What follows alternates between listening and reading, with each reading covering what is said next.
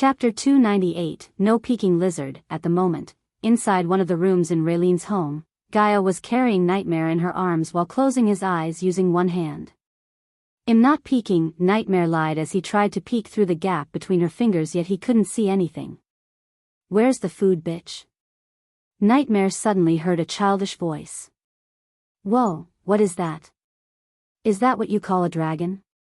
"Looks small than I expected," Nightmare continued to hear the childish voice. It somehow sounded more like Gaia, only childish. "You ruined a good surprise, little shit," he heard Gaia cursing back. "Who is that?" Nightmare pushed down Gaia's palm with his hands to see a creature with 3 heads staring at him on the table.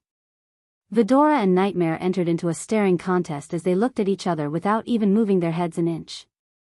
Gaia slowly put Nightmare on the ground. Nightmare started to circle the table cautiously before slowly moving forward towards the Hydra. Sarba, I guess you're our brother." Nightmare was stunned again to see the silver head talk in the voice of a male child. Besides, the silver head sounded exactly opposite to the white head who reminded Gaia of him. He then turned his gaze towards the black head, expecting it to speak. However, unlike the silver and the white head, the black head remained silent. "Enough circling, you overgrown lizard. Go fetch me something to eat." Ignoring Iag, Nightmare approached the Hydra step by step.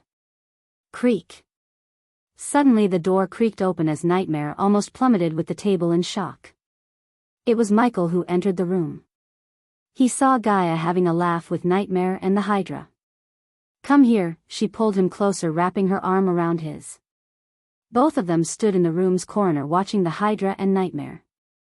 The scene reminded Michael of dogs meeting their cat sibling for the first time. Only Nightmare was the dog and the cat sibling was the Hydra here. "Hey, stop," Iag growled, seeing Nightmare sniffing them. Iag kept hitting Nightmare on the face with her head. "Who are they?" Nightmare gently picked them up with his hand. "Drop us or I'll chew your hand off." Iag tried to wiggle herself out by chewing his hand. But Nightmare barely felt anything. "That little shit is Iag, the nice one in the middle is Sarba, and the silent blackie is Kane. Together, we call them Vidora. Do you like them?" Gaia asked after introducing them to Nightmare. Nightmare once again stared at them from top to bottom. Then, to everyone's surprise, his vertical pupils became rounded as he hugged them, grinning. "I love them, they are so cute." "You, stop." Iag started to shout when Nightmare began to shower them with wet kisses.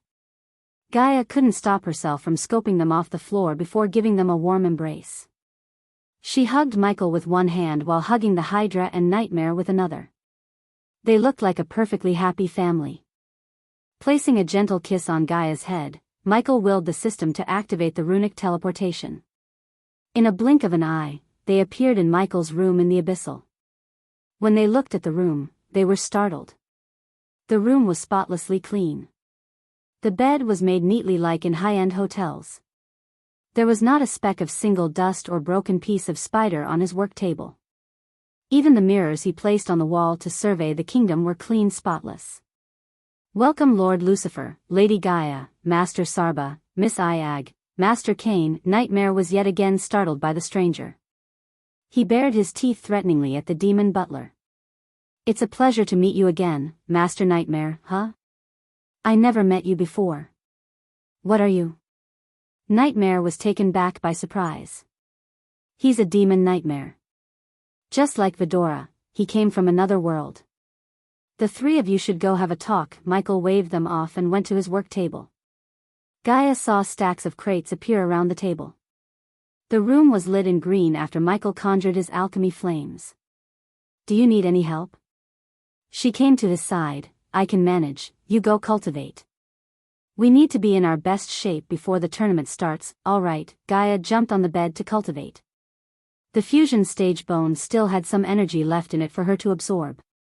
She flicked her wrist as the femur bone appeared in her hand. While she was cultivating, Michael began to brew potions and concoct pills for the Majestic. He continued to make pills and potions without a rest. Only Azazel accompanied him as Vidora and Nightmare fell asleep while Gaia was still cultivating. "Lord Lucifer, can I bring you anything to eat or drink?" "I saw bellberries in the forest," this is the 8th time you asked this, Azazel. I'm not hungry, the arch energy keeps the body replenished. He took the last herb from a crate. Although Michael was not hungry, he wanted to eat something or drink a mug full of coffee to chase away the sleepiness. He had been making potions and pills for the last 14 hours without a break. It took a toll on his body as he was exhausted both mentally and physically. But as your faithful butler, it's my duty to keep you in your best shape, Lord Lucifer. If I only has a physical body, I would have made you something myself. Why don't you try to make the undeads make me something? Absolutely not, Lord Lucifer. I won't let those filthy vile creatures defile your food. Making them clean your room and the abyssal is the highest peak of my tolerance of them. Keep an eye on Dalar and his experiments. We can't let the guardians sniff out this place, he ordered Dalar. Finally, Michael stretched his muscles, yet he didn't stand up. Azazel saw him close his eyes. Azazel thought he had fallen asleep, but after 5 minutes, he opened his eyes again. A black card appeared on the table when he opened his eyes. The card was metallic black, it looked simple yet elegant. On the card's center, one could see a skull embossed. A dragon similar to Nightmare coiled around the skull, while the letter G could be seen behind the skull and the dragon. What do you think? Michael asked Azazel. Azazel moved a bit closer to Michael to see the card clearly. It's beautiful, Lord Lucifer. I assume this is the card you're going to give to your allies as ghost. Yep, Michael nodded. He picked up the card from the table, savoring the design. It cost him 50 badass points to design the card. To get 100 cards, he had to spend 4,998 badass points. The 2 points were discounted by the system. What do you see? Keeping the card in his hand, he asked Azazel, the skull is obviously related to your name, ghost, as the skull often represents the dead and ghosts in this world. The dragon is Master Nightmare. As for the G behind the skull, the others might think it represents your name, but I think it represents Lady Gaia. You're right, Michael expected nothing less from his demon butler. As he said, the skull represented him, the dragon represented Nightmare, and the letter G represented Gaia. Except for the people in this room, no one could tell that the G represents Gaia. For others, the letter G was the first letter of ghost. Erase everything you asked. Long after the sun had risen from the horizon, Gaia entered their room in Abyssal. Michael was still sitting before his work table, brewing potions and connecting pills. She had never seen him overworking himself like this. He always used to take breaks or train with her, but for the last 2 days, he never even moved away from his work table. After looking into the space ring Ricky gave it to her, she could tell he's going to be busier than now. I also brought something for you to eat. A mug of hot coffee, fried rice, and a large piece of strawberry cake appeared on the table. The sweet smell of the coffee made him take a deep breath. His mouth automatically began water seeing the delicious food on the table. Raylene's food always had the tendency to make him feel hungry even when he was not. Where's Nightmare and Vidora? Michael looked around the room before asking. They are playing in the dark forest. Do you know Vidora is immune to the fear toxin in the forest? As she said, she took a bite from the cake. It might be because of Vidora's origin. Remind me to check what else Vidora is immune to later. Michael started to eat his food before she finished off like the cake. More than anything, he wanted the coffee to keep him awake. I sent the invitations to all our allies, including Kane family elders and Olivia's father. Let's see whether they accept our invitation to come to the sect. They will, Michael said. He did not doubt that. If they didn't capitalize on an opportunity when they see one, they wouldn't be where they are. After finishing his food, he took a long sip of coffee. He immediately felt refreshed. While drinking, he retrieved everything inside the space ring Ricky gave to Gaia. You want anything else? She asked. Just make sure the security has no holes. I've already hired the strongest adventure groups from the guild. I'm now going to interview them. Good. Before you go, how many spiders do you think we need to monitor the entire kingdom of Breedia? Finished with the fillers needed for this arc. From the onwards, we can finally dive into the good stuff.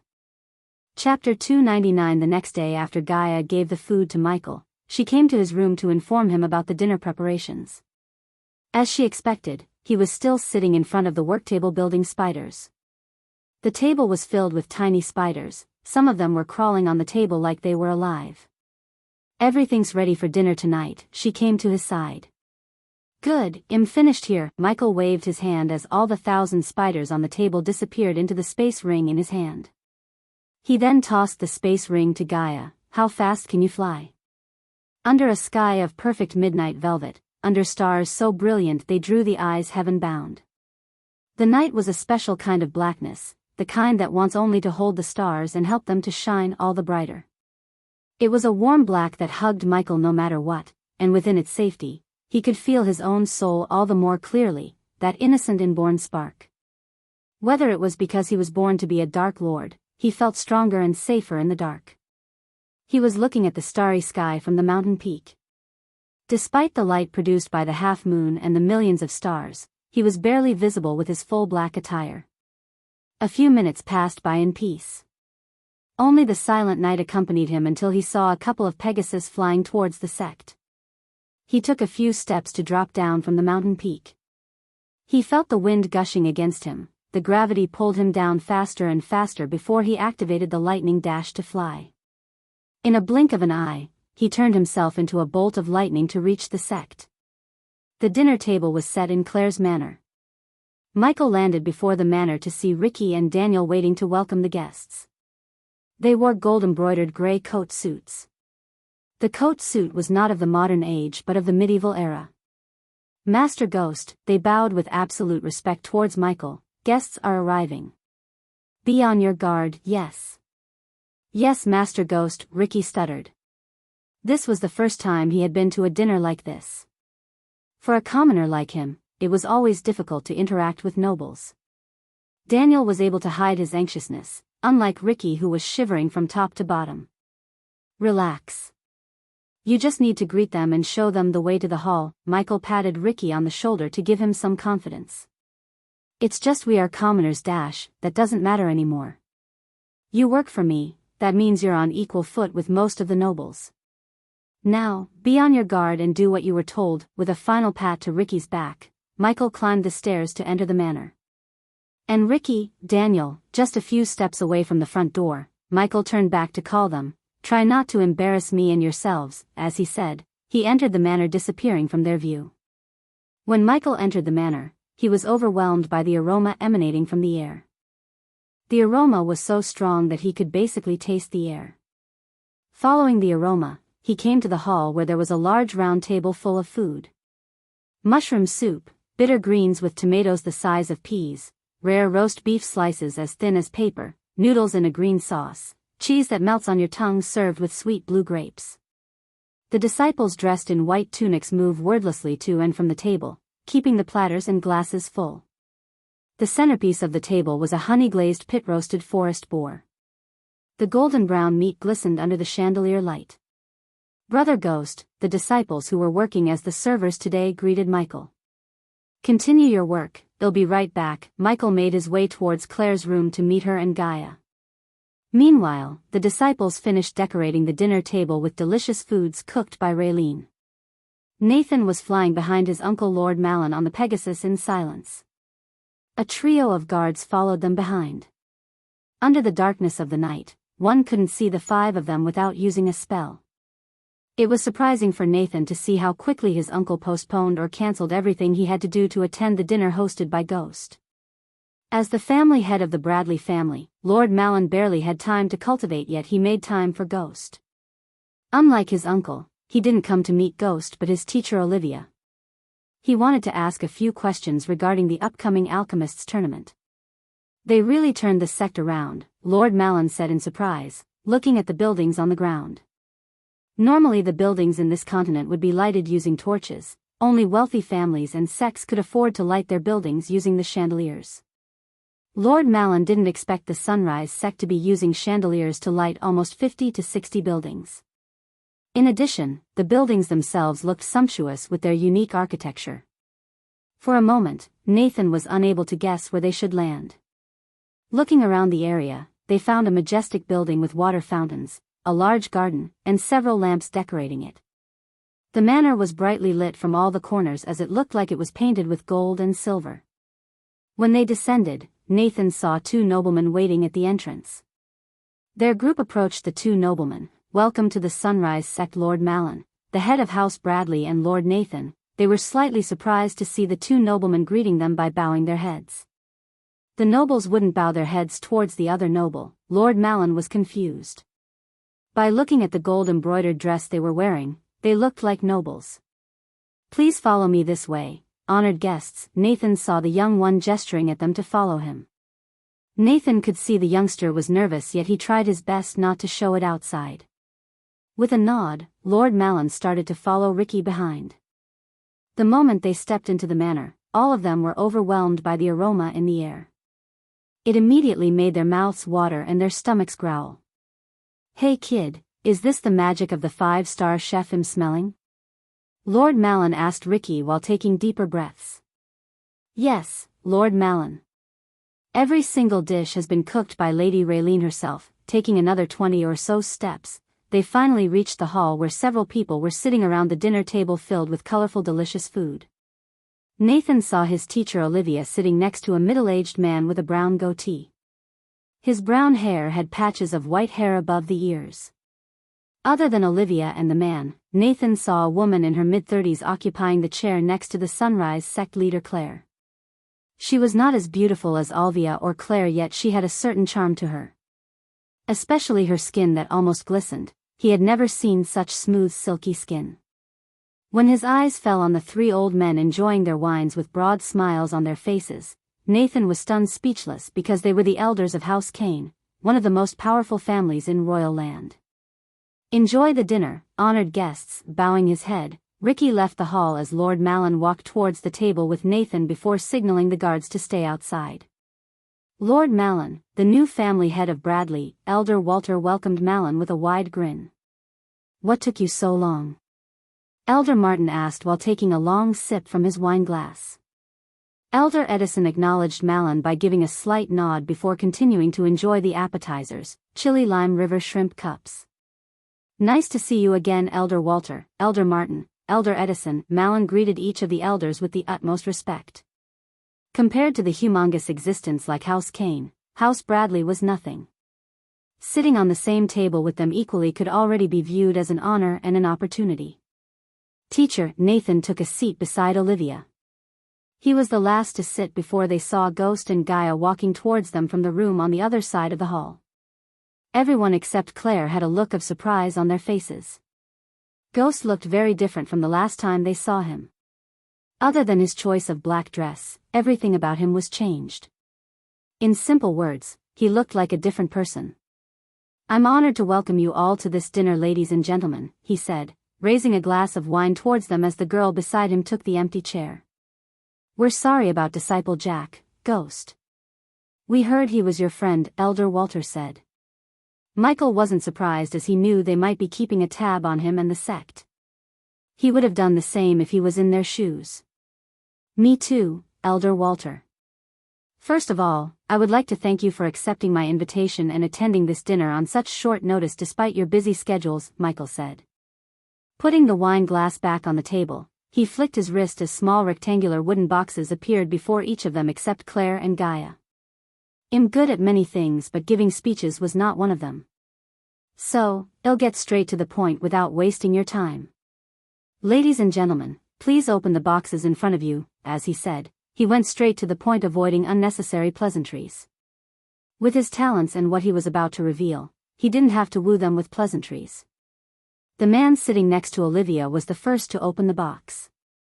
The moment he lifted the box's top, his face was brightened by the light coming from inside the box. His eyes opened as wide as humanly possible. One by one, they all opened the boxes to have the same startled look on their faces. 90% pure potion. The man next to Olivia uttered the words, completely shocking everyone in the hall. Chapter 300. All of their minds went blank for a moment in shock. Except for Elder Walter Kane, who saw a 92% pure potion in a ruin a few decades ago during his time on the Azer continent, no one had seen a potion with more than 85% purity. Elder Edison gently picked up the glistening blue potion and the blood-red pill gently from the box. His hands slightly shivered holding the two. "Where did you get these?" Elder Edison asked. Everyone's gaze now fell on Michael, expecting his answer. "Made by yours truly," Michael let out a slight grin. He looked extremely proud, to some of their eyes, he even seemed arrogant. "Do you like demonstration, elders?" Although he asked, he didn't give time to answer as he already conjured the alchemy flames. Under their widened gazes, Michael threw the herbs into the fire. No one moved their eyes from Michael or even blinked an eye. Nathan had seen him concoct pills or brew potions without using a cauldron as all the other alchemists. No matter how many times he had seen it, his way of making pills and potions still made him speechless. Ding! Congratulations to the host for successfully being a badass. The reward is 2,000 badass points, ding! Congratulations to the host for successfully being a badass. The reward is 1,600 badass points. The notification sounds rang continuously in his mind. He received more points than he initially expected. In a couple of minutes, a blue glistening potion resembling the one in the box floated above his hand. Every single one of them could tell that the two potions are the same, 90% pure. The sudden rude awakening made them lose their appetite. Nathan wanted to reach Ghost's level in the future. He knew reaching 80% purity would take him years of hard work. Yet after seeing Ghost was able to reach 90% purity, reaching his level seemed impossible. "Since when can you make pills and potions with 90% purity?" Elder Walter asked. A shaky smile started to emerge on his face as the surprise sank in his mind. "Since I turned 19, Michael paused for a moment before continuing. "My mentor used to make me go into the god-forsaken dungeons finding ancient techniques and books. He never wanted me to hide my talents, but when I left my mentor's care, I learned that showing heaven-defying talent without the power to protect oneself is a recipe for disaster. So I pretended to be number 2 except for Gaia. No one knew he was lying through his teeth. By lying he had a mentor, he established a powerful figure behind him in their mind. This would make getting the family Kane's protection easier as they would try to get his mentor's connection to strengthen their family. Besides, saying he had a mentor would be more logical than saying I have a system. Now I think it's time to reveal my talents to the world. Since I consider all of you as my friends, I wanted to show you this first." Everyone knew he has something of them to ask. Nonetheless, it felt good to be considered important, especially to the elders of Kane family. "Let's be practical. Great talent comes with great danger. Revealing myself as the number 1 will put me in various dangers. No one likes to be bested by a youngster like me, especially those in the Alchemy Guild, and you want our protection." Elder Edison didn't beat around the bush. He just directly asked Michael. More like getting into a mutually beneficial relationship. Mutually what? Elder Edison didn't clearly get the meaning of Michael's words. "You help me and I help you." Elder Martin broke it down into simple words for Elder Edison. "I have to be honest, kid. Your talent is really astounding, but as you said, revealing your talents to the outside world makes you a target of many powerful entities. Helping you might get us into more trouble than it's worth." Elder Edison's words surprised most of them. However, Michael remained calm with his usual smile on his face. "Since you're being direct with me, IDB to Elder Edison. You may be right, helping me might actually put those who protect me in danger." But Michael took the blue potion from the table, holding it in his hand to let everyone see the vial. Dangers often come with opportunities, and there are many families out there that would kill to capitalize on those opportunities. I bet I can become a court alchemist of any of the 4 kingdoms, even better, all of them. The way Michael calmly talked as well as his words reminded them that he's not desperate for their help. Rather, he was the one allowing them to help him. "And when's the last time you met a 5-star alchemist who takes nothing but ancient artifacts and treasures to even consider making something for you?" Gaia asked, looking at the elders. They had to agree with her. There were only a handful of 5-star alchemists in the continent. They would all take either an ancient artifact or extremely valuable treasures as the payment for making pills or potions for them, not gold coins. "So you're not planning to give your services for treasures or artifacts like the rest of the 5-star alchemists?" the man next to Olivia asked. A well-hidden interest could be seen in his eyes. "That brings me to why I invited Lord Malin of House Bradley and you, Lord Reginald," the vice president of Rainshade Merchant Guild, Michael introduced Olivia's father in case someone didn't know his identity. By noticing the way Nathan's looking at Reginald, it was obvious this was the first time he met Olivia's father. Like Lucifer had Maxine, Gibson, Tiberius, Heinberg as the core group, the people sitting at the dinner table were the core group of Ghost except for Nathan. In the future, they would need to work together, so they needed to get acquainted. I'm planning to expand the Majestic and I'd like your help to do that. Lord Malin is already on board to take care of the security, of course. My dad will help you, teacher. You have my word. Dad, say something, Olivia elbowed Reginald as the man revealed an embarrassed smile. I have to discuss with the president, but I can assure you that he will get on board. We just need to iron out some financial matters. Since you're my teacher who charges not a single coin for teaching me, my dad will get you the best deal possible. Won't you, Dad? Olivia glared at her father, giving him a death stare. Unlike the others, Elder Walter didn't control his laughter. It seems you don't call the shots, Reginald. He, Reginald sighed. We can talk about this in detail later, Lord Reginald. And elders, Michael turned his gaze towards the three elders. The card I gave you is a sign of our friendship. It will give you direct access to me, and my services are free of charge, no questions asked. Take this as gratitude for offering your protection for the sect. I have one last announcement to make. As you probably know, Raylene, my friend, is a 5-star chef. We are opening a restaurant in Rivertown next week. I'd be honored if you all came to the opening with your families. Now, please enjoy the dinner. My men outside will take you to me if you want to meet me later. Michael raised the wine glass one more time before leaving the dinner table. He wanted them to enjoy the dinner while making up their minds about helping him, especially the elders of House Kane. They were the biggest pieces of pawns in his game. Earlier, when they agreed to offer their protection, they didn't stand to make enemies out of the alchemists of Guild. This time, it was different. People like Gabriel might be pissed when Michael reveals himself as the number one. As far as he knew, the Alchemist Guild was unlikely to go to war with a powerful existence like House Kane. An official alliance would have to come from people above the elders in the family hierarchy. This dinner was just a way to get the elders to make those people agree to the alliance. Michael and Gaia stood before a window in an empty room. They were enjoying the view of the starry sky in peace when they heard someone knocking on the door. Come in, Michael said.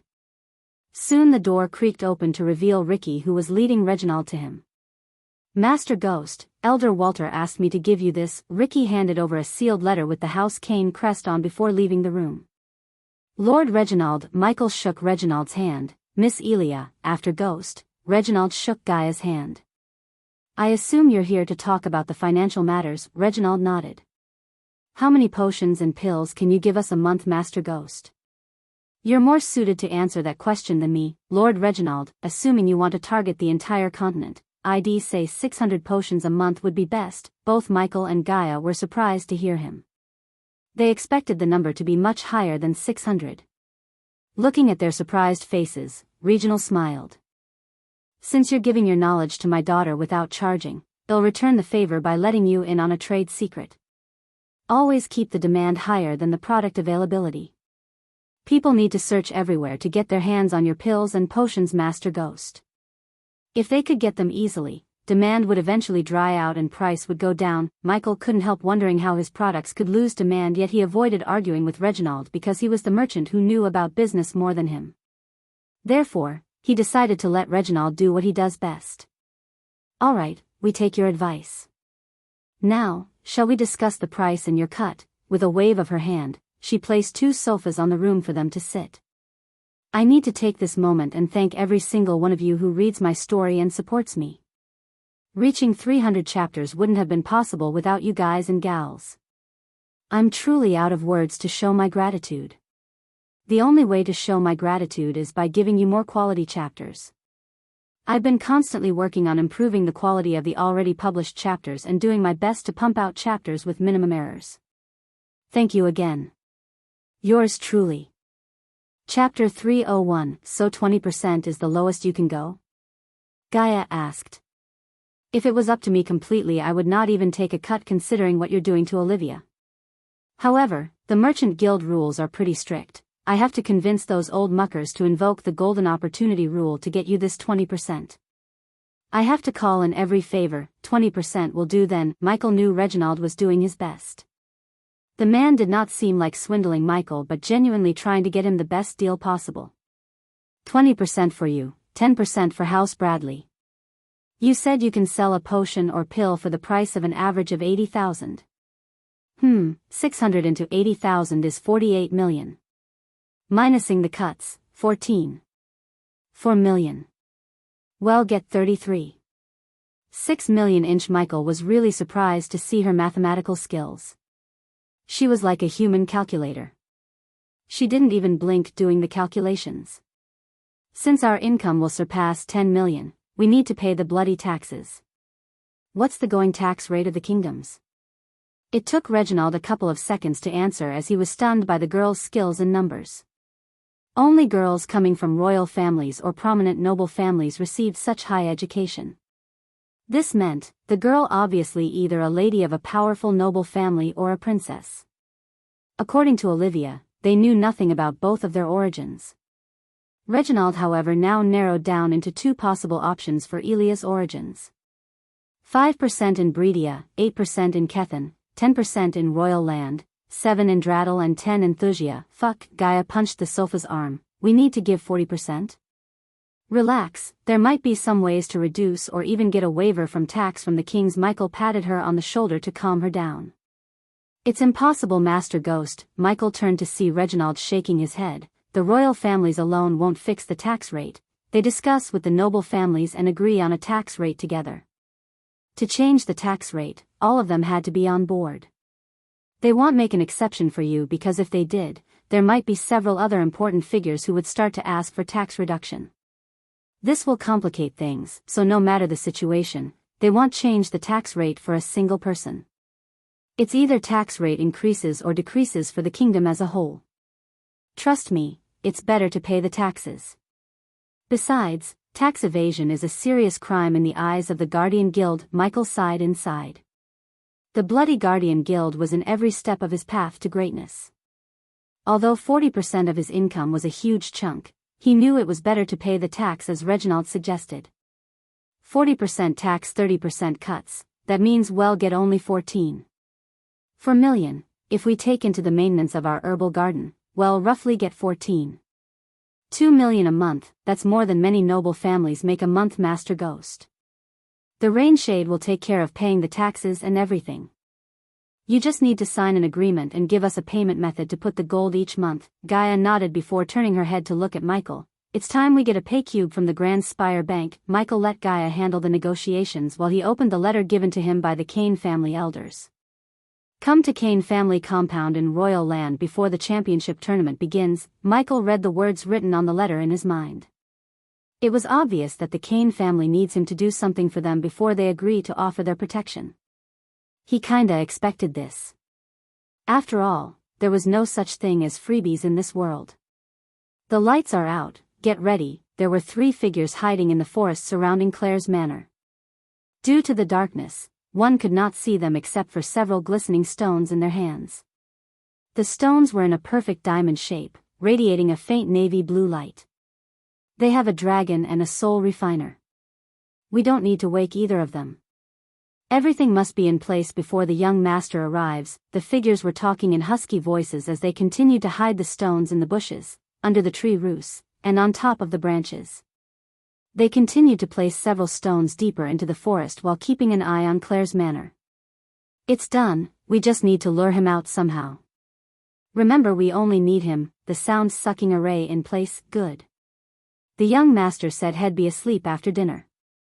We need to do something to wake him up and come to us. What kind of cultivator sleeps every day like a commoner? Apparently he is. How do we wake him up without the others? Shoo, something's moving. The 3 figures suddenly went silent as they heard a rustling sound coming from the forest. Have you 3 idiots done everything I ordered you to? Regardless of the cat's eye potion they drank, they could barely see what's in front of them. Yet, they immediately recognized the person as their young master after hearing the voice. Yes, young master. We were just thinking about how to wake him up and make him come to us. That's beyond the limit of your brains, the young master said. The 3 servants waited for him to see how their young master was going to wake Ghost up. Instead of doing what they were expecting, the young master walked towards a tree. He placed his hand on the tree as a symbol of a tortoise appeared on the tree. It glowed in gold color for a few seconds before fading away into the tree. He continued to place the runes in a large circle. Each time he placed a rune on the tree, it glowed brighter and brighter. The glow of the runes helped the servants see their young master clearly. He wore dark brown armor made of what looked like a magical beast skin. One of the servants who saw the armor had a look of utter shock on his face. Young master, is that the Blackwing Saurus armor? Surprisingly you're correct. Get 1,000 gold in my name. The young master's words made the servant's heart jump out in joy. This was why they worshipped him no matter how many times he cursed or beat the crap out of them. End of the day, the young master always took care of them. Young master, look, suddenly another servant pointed at Claire's manor. Thanks to the cat's eye potion, they could see a figure walking out of the house. Well, the prey has come outside. Unlike the servants, the young master drank a high-quality cat's eye potion. He couldn't help smiling, thinking that he was stalking the person who brewed the potion in the first place, Ghost. Are the recording stones well hidden? Yes, young master, good. I want to record his every single move. Now get out of here. The servants quickly ran away from the place, leaving the young master alone. After seeing his servants retreat to a safe distance, he flicked his wrist as a longbow appeared in his hand. The young master raised the bow as an arrow made of sparkling silver energy materialized out of thin air. Taking a long breath to steady his aim, he released the arrow. Whoosh! The arrow pierced through the air at extreme speed. Just when the arrow was about to hit its target, the young master saw Ghost catch the arrow in the midair. The arrow shattered in his hand. Take the bait, the young master grinned, seeing Ghost look in the direction where the arrow came from. As the young master calculated when he studied Ghost, he used the speed spell. It took him only a couple of seconds before hearing the cracking noise of the lightning bolts. The young master's bow disappeared from his hand. He remained calmly expecting his target to arrive. Suddenly, the runes he previously placed glowed brighter and brighter, producing a faint whistling sound. Following the glowing runes, a faint dome of blue energy appeared around in a 5-meter radius. Inside the dome, the lightning bolts disappeared to reveal his target, Ghost. The light produced by the golden rune revealed one to another. The young master was covered from head to toe with body-fitting Blackwing Saurus armor and a thick mask covering his face. Only his eyes remained uncovered. On the other side, Ghost stood there without a shred of fear or confusion in his eyes. He was calm despite the sudden ambush. His reaction somewhat confused the young master. Do you have a reason for trying to kill me? Ghost asked. Trying to kill you? Nah. I just want to become a better, stronger fighter. And you're gonna help me. How am I gonna do that? By fighting me, how else? The young master leaped at Ghost like a panther. Sharp silver claws began to grow from his fingers while the adrenaline filled his body, making him excited. Where do you clowns come from? The young master saw Ghost shake his head. Despite being called a clown, the young master remained calm. He was trained to control his emotions during a battle. Therefore, Ghost's technique of making his opponents mad wouldn't work on him. Ghost, meet your exorcist. As the words escaped the young master's mouth, the battle between them finally started. Chapter 302. As the young master expected, 2 swords materialized in his hand from his space ring. The swords didn't look like they were forged by a star-level blacksmith.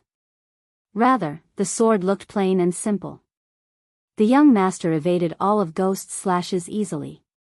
He was able to calculate each and every single move of Ghost. While evading a slash that aimed at his chest, the young master landed a kick on Ghost's chest, pushing him backward. With swift movements, the young master jumped back to create some distance between them. I'm disappointed, Ghost. The young master disappointingly shook his head. He could see the lightning bolts crackling around Ghost's body, yet whenever he tried to use his speed spell, the rune the young master placed on the trees stopped Ghost. "It seems you're just overrated," the young master said. For the first time since he met Ghost, he saw a flicker of anger emerge in Ghost's eyes. When Ghost leaped at him, the young master flicked his wrist as two rounded shields appeared in his hands. Cling! Cling! Cling! The two shields deflected Ghost's sword slashes. The clash between the sword and the shield produced sparks of fire. Both of them moved at an extreme speed as a normal human being would be able to see nothing but a blur. Ghost's swords couldn't even inflict a single cut on the young master's body through the two shields. The young master noticed Ghost's movements becoming more and more frantic. There was no finesse or techniques in his swordsmanship, just mad slash and dashes. "I'll give you a handicap, let's see if you can hit me then," the young master snickered before throwing away the two shields on the ground. The very next moment he threw the shields down, Ghost's sword slashed his shoulder. However, the young master never even felt a sting as the Blackwing Saurus armor completely protected him from suffering any damage. Ghost stopped attacking to take a few steps back. Blackwing Saurus armor, interesting, the young master tapped his chest. Since he wore a mask, Ghost couldn't see the snicker on his face. "Don't tell me you're gonna blame the armor for your lack of skills?" His disappointment in Ghost turned into anger. He expected Ghost to at least put up a decent fight, yet Ghost was hardly a challenge for him. "It seems like you can only beat little girls," the young master waved his hand as the two shields flew back to his hands. Unlike before, a symbol that looked like wings started to glow on the shield's surface. Giving Ghost no more time, the young master threw the two shields as they soared through the sky. Plop! Plop! One shield hit Ghost in the face while the other bashed him in the chest. He was pushed back several steps behind after reciting the hit. Blood trickled down from the corner of Ghost's mouth. After hitting Ghost, the shields didn't fall to the ground but flew right back into the young master's hands like a boomerang. He continued to throw the shield, hitting Ghost again and again. "Come cast your defense spell," the young master shouted at Ghost to see his defense spell. He studied all of Ghost's arsenal to come up with counterattacks. He used the shields to make Ghost's sword attacks useless while placing the tortoise rune circle to prevent him from using his speed spell. He didn't need to use any runes for Ghost's lightning attacks as his Blackwing Saurus armor would protect him from any kind of attacks of anyone under Soul Refining Stage 1. The only spell the young master was yet to see was Ghost's defense spell. Ghost looked exhausted while wiping off the blood from his face. Soon, the young master realized the reason behind why he isn't using the defense spell. After hitting Ghost with the shield for almost the 80th time, the young master stopped for a moment. "Let me guess, your defense spell will only protect you from the body strengthening stage cultivators or below. Not a good defensive spell, is it?" The young master chuckled.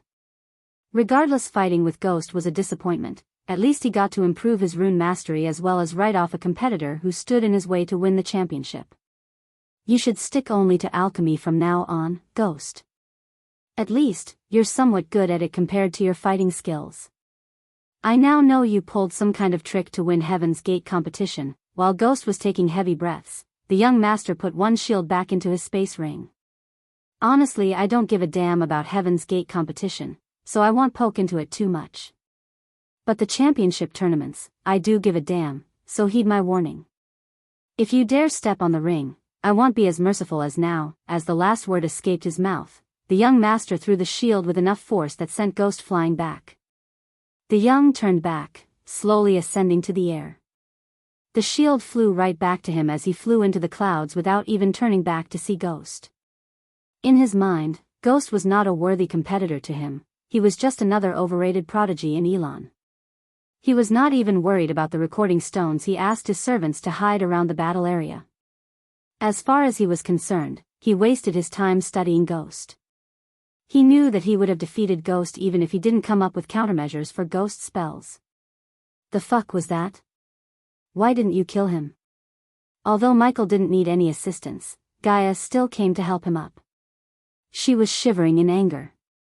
Before even Michael could activate the APD, she tore a long cloth piece from her coat to wipe the blood off from his face. "Did you do what I asked?" Michael asked. The scratches on his face quickly healed after the APD injected the healing potion into his body. Please tell me we're gonna go kill him and his family. Despite his wounds being healed completely, she still gently rubbed his face with the cloth. The love and care in her eyes really moved Michael. He forgot about the ambush for a moment to enjoy the tender care. Do you think he's the one who killed Jack? She asked. No.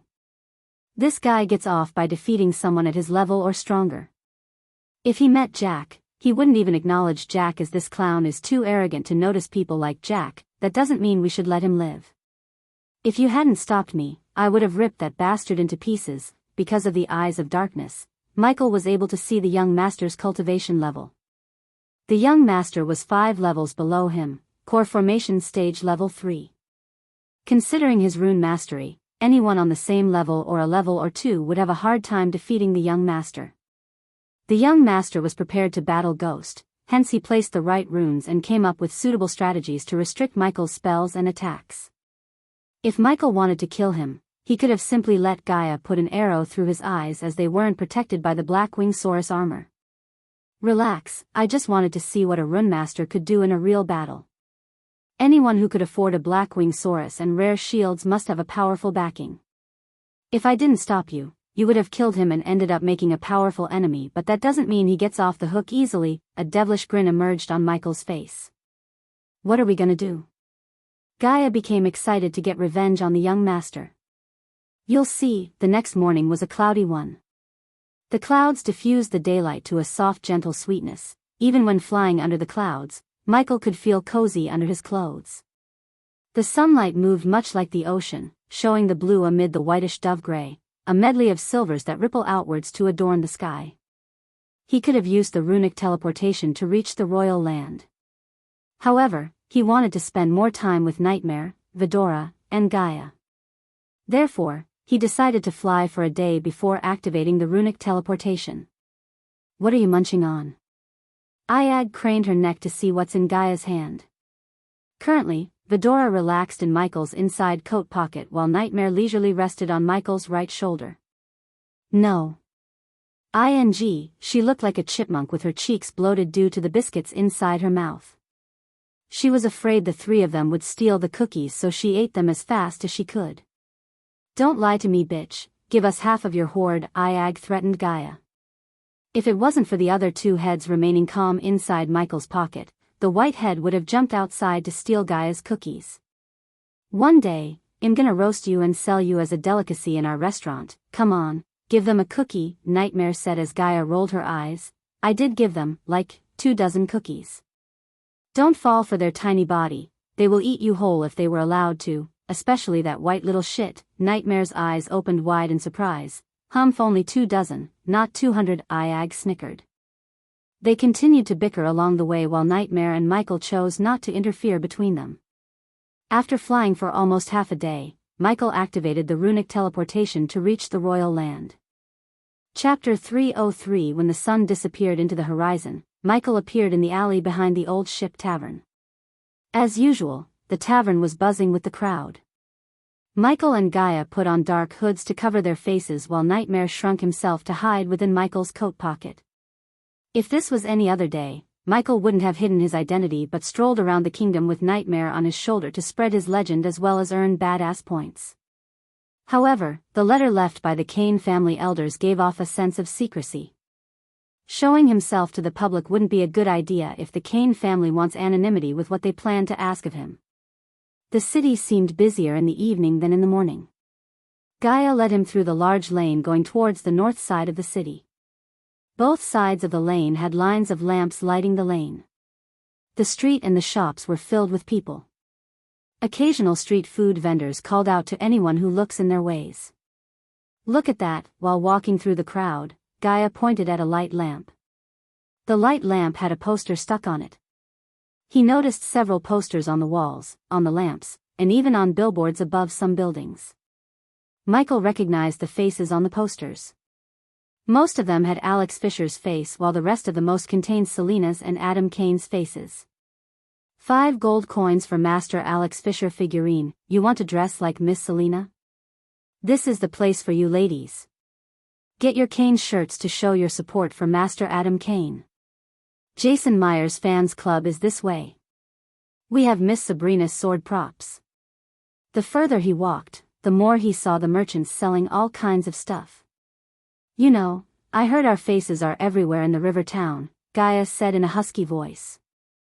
Michael noticed a few disciples of the Sunrise sect running around in late hours. Before now, he thought they were dealing with their personal stuff. It seemed like the disciples and the Rivertown people were planning something to surprise them when he visited Rivertown to open his restaurant. The people of Rivertown worshipped him for several reasons. First, he protected the town from the Netherals.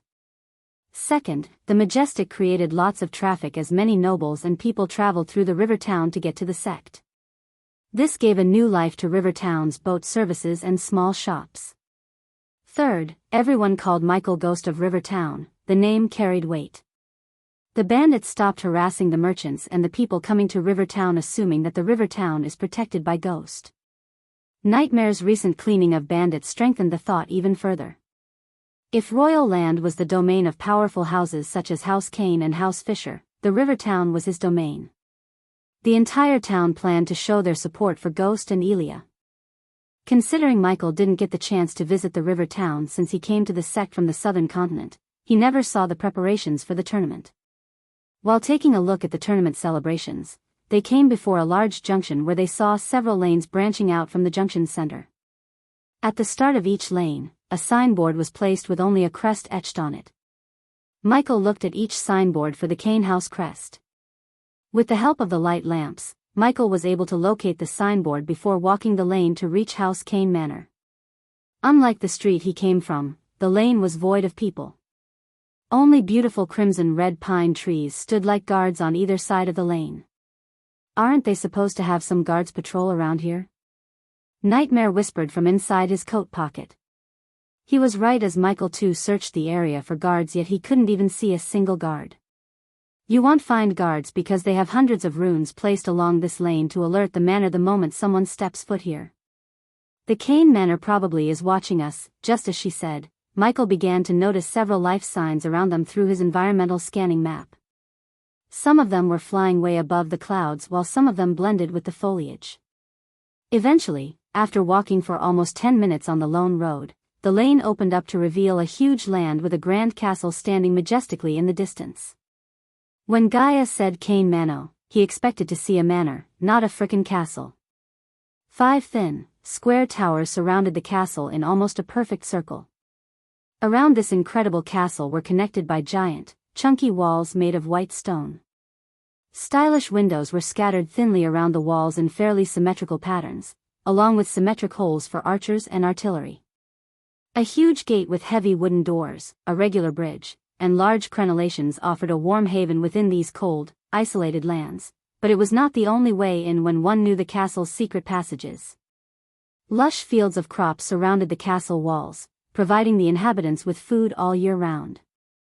This castle looked well preserved, but without knowing its history, it was impossible to tell if it's a newly built castle or a well-kept one. The castle looked majestic under the light of the moon. Not only Michael but also Nightmare peeked his head out of Michael's coat to enjoy the castle's beauty. Stop gawking, you two. Compared to my castle, this is like a poor hut. As Gaia rolled her eyes, a bright light dashed towards them like a shooting star. The light gradually slowed down to reveal Elder Walter's smiling face. Welcome to Kane Manor, kids, more like a castle. Michael let out a burst of laughter. The elder laughed with him proudly before leading Ghost into the castle. The three of them took off to the sky instead of walking. Michael could see the castle's ground from the sky more clearly. As any typical beautiful castle, the Kane Manor had a front lawn, spacious backyard fountains, barracks, herbal garden, and various other ornaments to decorate the castle even more. They slowly descended through a door on the roof to land on the throne hall. Huge braziers half enclosing each of the 6 ivory columns light up the entire throne hall and paint the hall a range of yellows and oranges. The illustrations of a kingdom in the sky on the slanted ceiling dance in the flickering light while statues look down upon the mosaic floor of this majestic hall. If the castle was impressive, the throne hall made Michael speechless. The vermilion rug splits the entire room in half and was matched by the thinner ones on either side of the hall, while pennant banners with gilded ridges the walls. Between each banner sat a small altar full of candles, many of which had been lit and in turn illuminated the artistic depictions of late heroes below them. Huge windows were concealed by draperies colored the same vermilion as the banners. The curtains had been adorned with fine patterns and intricate embroidery. At the far end of the hall, a grandiose throne of obsidian remained in front of a giant painting of the kingdom and was adjoined by 6 equally lavish seats for the higher officials of the Kane family. The throne was covered in gilded illustrations. Fixing on each of the wide armrests is a carved petal. The light pillows were a dark vermilion. These too had been adorned with adorned quilting. Those waiting to meet the Kane family elders could do so on the abundance of luxurious and comfortable maple benches, all of which were facing the throne in a V shape. Those of higher standing could instead take seats in the luxuriant balustrades overlooking the hall. Elder Walter led Michael and Gaia towards the luxurious seats nearest to the throne. "Wait here, Ghost," Elder Walter gestured to Michael to take a seat before clapping his hands. Soon, 2 young maids came running to Michael's side. "Take care of them," Elder Walter said to the maids before leaving the throne hall. "I'll take hot water with a drop of lemon, please," Michael told the maids. They looked surprised as they expected him to order expensive wines or delicacies. "Same for me too, right away, young master, young miss." The 2 maids rushed back into the kitchen, leaving Michael and Gaia alone in the throne hall. Interesting choice of drinks. Suddenly Michael heard a powerful voice reverberate in the throne hall. They looked up to see a figure coming down through the roof door they came through earlier. Standing 6'4" tall, this white-skinned man had an intimidating feel about him. He had a round face, a flat nose, angled lips, and his brown eyes were heavy-lidded. His light chestnut brown hair, dip-dyed almost the full length with shades of turquoise, was shoulder-length, fine, and was usually braided, and he has a handlebar mustache. His muscular body looked as if it was sculpted from a ceramic stone. A dark tattoo of the House Kane family crest could be seen on his neck. His fine clothes were mostly earth-colored and loose and flowing. A fusion stage level 1 cultivator, Michael was able to see his cultivation level. This was another shock he received since he came to the Kane Manor. Now Michael really wondered what a powerful man like him had to ask from him. Chapter 304. Contrary to Michael's expectation, the man didn't sit on the throne but took the lavish chair beside the throne. Lord Ashton, the maids who came carrying a tray with Michael's lemon-added hot water, they immediately bowed towards the man when they saw him.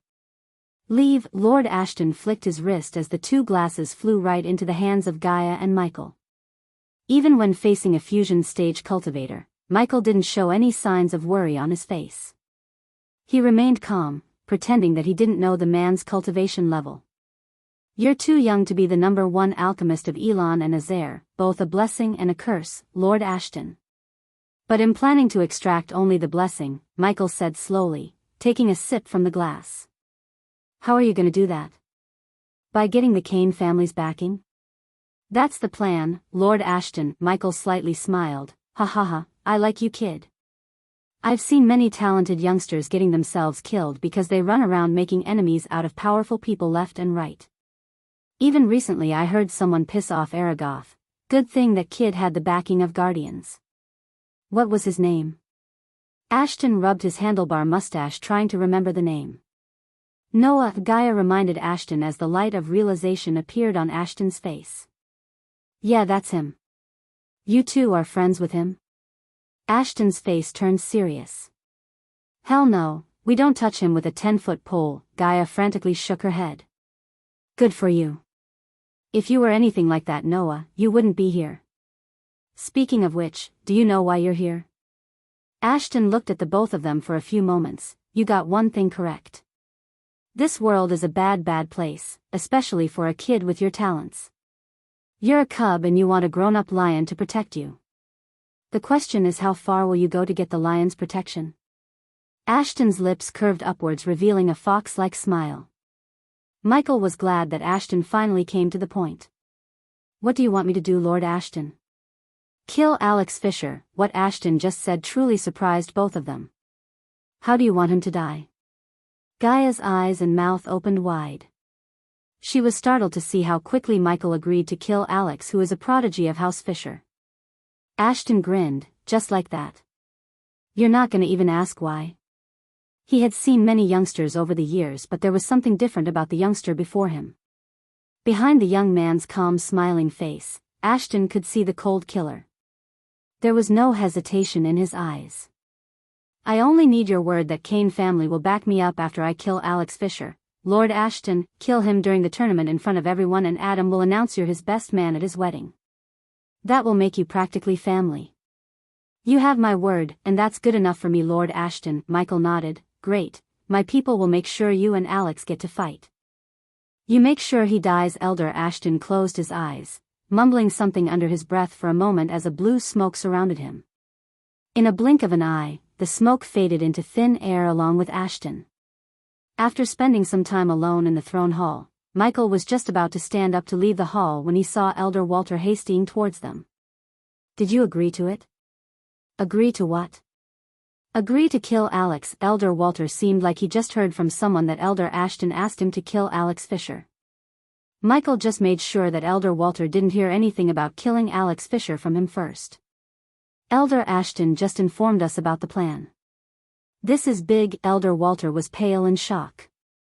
Michael should have been the one to get startled, yet it was Elder Walter who was terrified of Ashton's plan. He wants you to know the importance of this task. Elder Walter handed over a space ring to Michael. He looked into the space ring to see stacks of gold coins, almost 50 million in gold coins. Let's walk and talk. Michael handed over the space ring to Gaia. Just like him, she was also stunned by what's inside.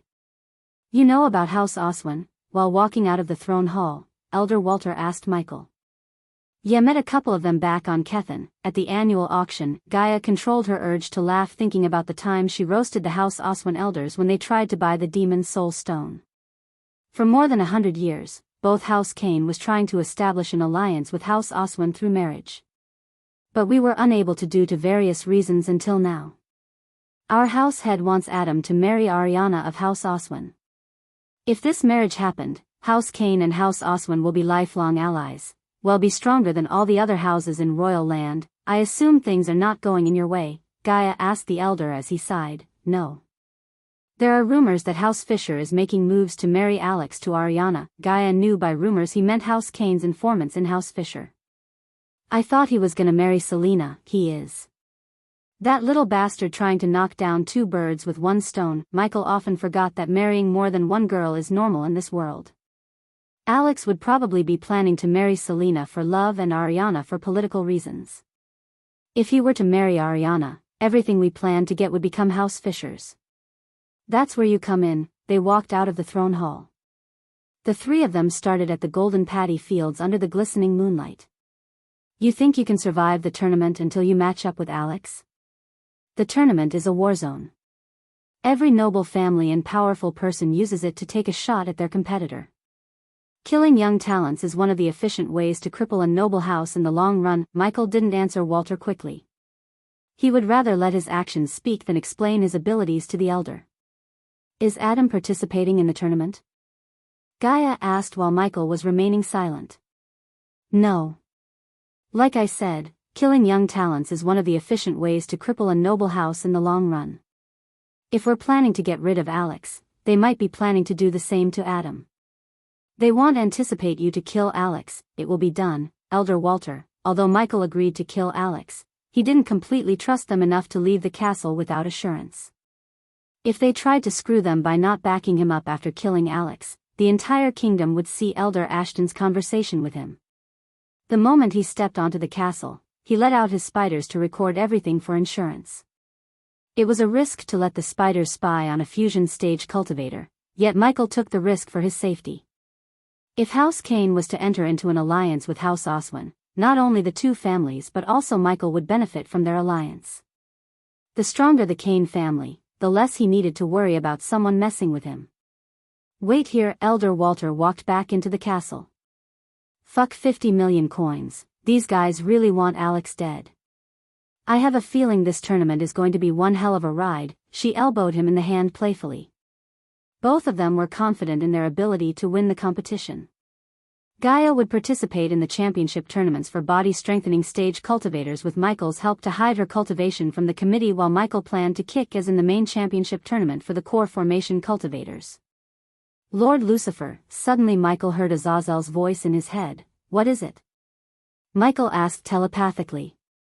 There's figure running around River Town, painting your logo on the walls. Michael let Azazel monitor the spider camera he put all around the kingdom, so if something interesting happens like this, he would know as soon as possible. Keep an eye on him. We're on our way, as you wish, Lord Lucifer. Gaia knew something was up, looking at his face. Something's up?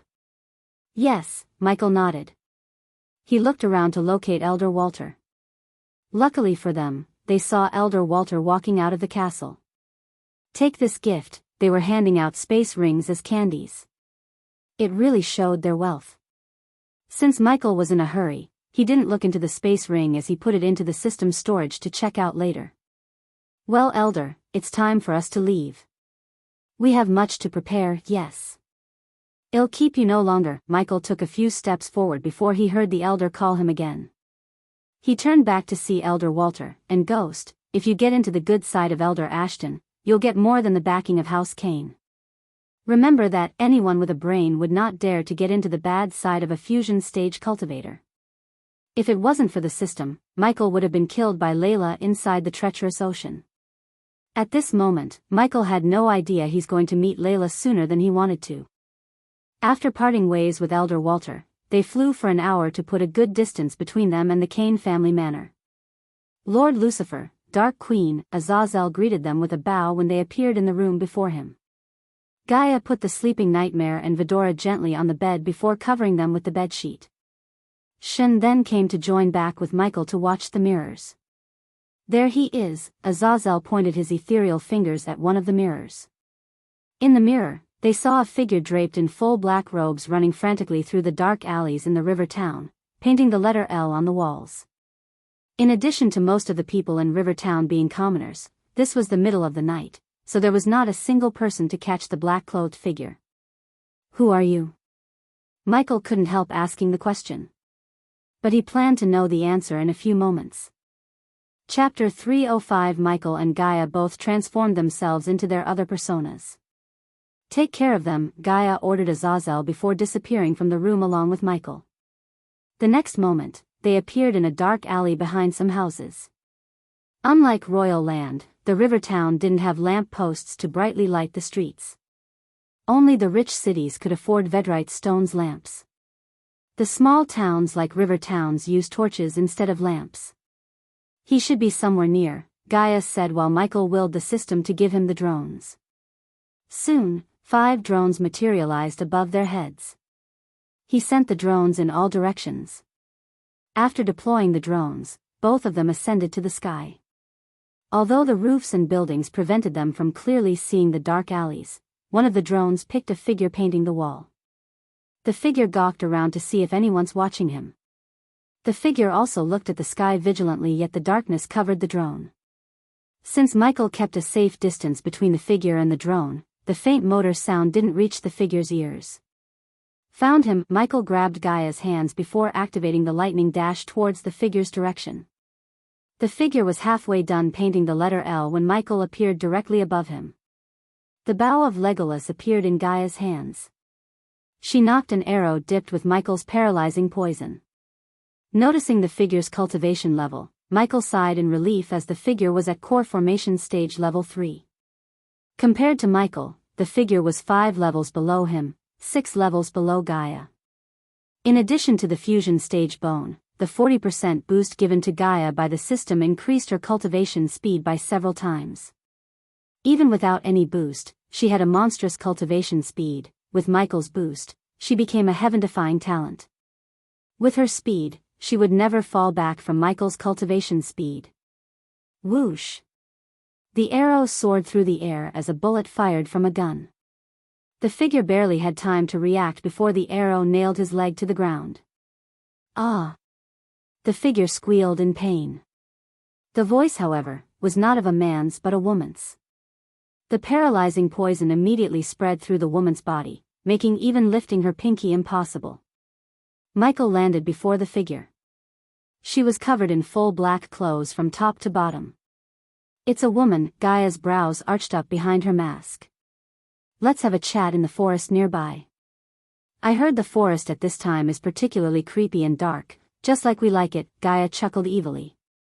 Without wasting any more time, Michael paid the required badass points to teleport the three of them to the forest surrounding the river town. The possibility of this figure might belong to the Guardians prevented him from taking her back to his secret lair. He was prepared to do any means necessary to extract the reason why she is painting his symbol all around the kingdom. It was extremely risky as the Church and the Guardians were scouring the kingdom as they speak, to find Lucifer. The forest surrounding the river town was huge, misty, and verdant. Its canopy was contested by maple, larch, and holly. Still, plenty of moonlight passed through their crowns for a hodgepodge of sprouts to burst from the soft, rich soils below. Coiling branches hung from the occasional tree, and a mishmash of flowers, which grew in abundance, enhanced the otherwise green forest floor. A variety of wild sounds, most of which were birds and vermin, filled the air and formed a chaotic orchestra with the sounds of several woodpeckers in the distance. The moment Michael appeared with the figure and Gaia, he took out a bunch of spiders from his space ring. The spiders crawled through the forest ground towards the figure. Just imagining creepy spiders crawling into her clothes made Gaia grimace. Gaia slowly squatted beside the woman who was lying on the ground motionlessly. Conjuring an orb of fire for light, Michael patiently waited to see the woman's face. The moment Gaia pulled off the cloak covering the figure's face, both Michael and Gaia were stunned. Sadie, the girl behind the mask, was none other than the girl Michael first made love to in this world, Sadie Kaplan of Silvermoon. Thanks to the mask they were wearing, Sadie couldn't see their reactions. If Michael had an expression of shock, Gaia had a mixture of shock and anger. In this whole world, she hated four women the most: her stepmom, Zanali, Sadie, and finally Layla. Her reason for hating the last two was that both of them slept with Michael. Of course, she knew Michael was forced to spirit walk with Layla, yet she hated Layla for putting Michael in danger. Although Michael slept with Sadie way before she confessed her feelings for him, she still hated Sadie. "Let's kill this bitch and be done with it," she unsheathed her dagger, placing it on Sadie's throat. "I want to hear Sadie Kaplan's reasons for summoning us." Michael also squatted beside Sadie. With a flick of his wrist, he took 2 potions from the system storage, healing potion, and the antidote for the paralyzing poison. Without letting Sadie see the potion, he poured the potion into her wound. Then he injected the antidote into her left arm. Gradually Sadie began to move her limbs. Lou. Lucy. Lucifer, Gaia tried to calm her anger.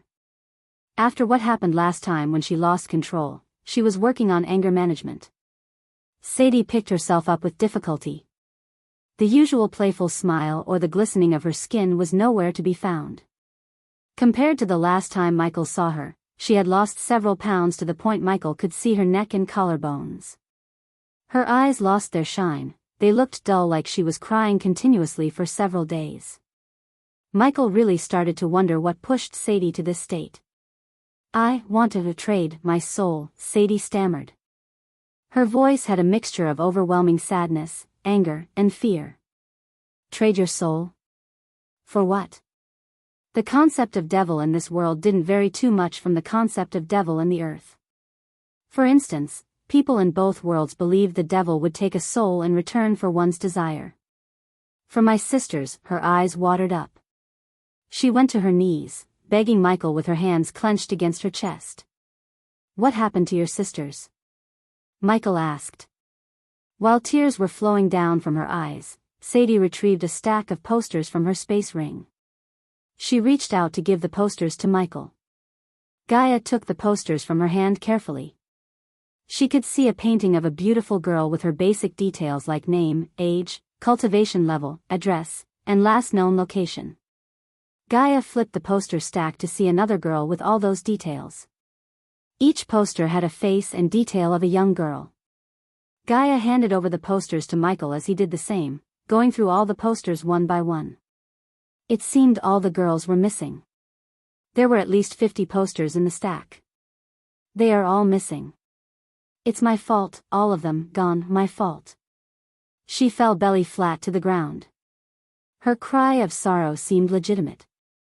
Seeing her cry like this made even Gaia feel pity for her. Since Michael knew the Guardians acted as the major law organization, he asked the obvious question first, although he knew the answer. If they are all missing, why didn't you go to the Guardians?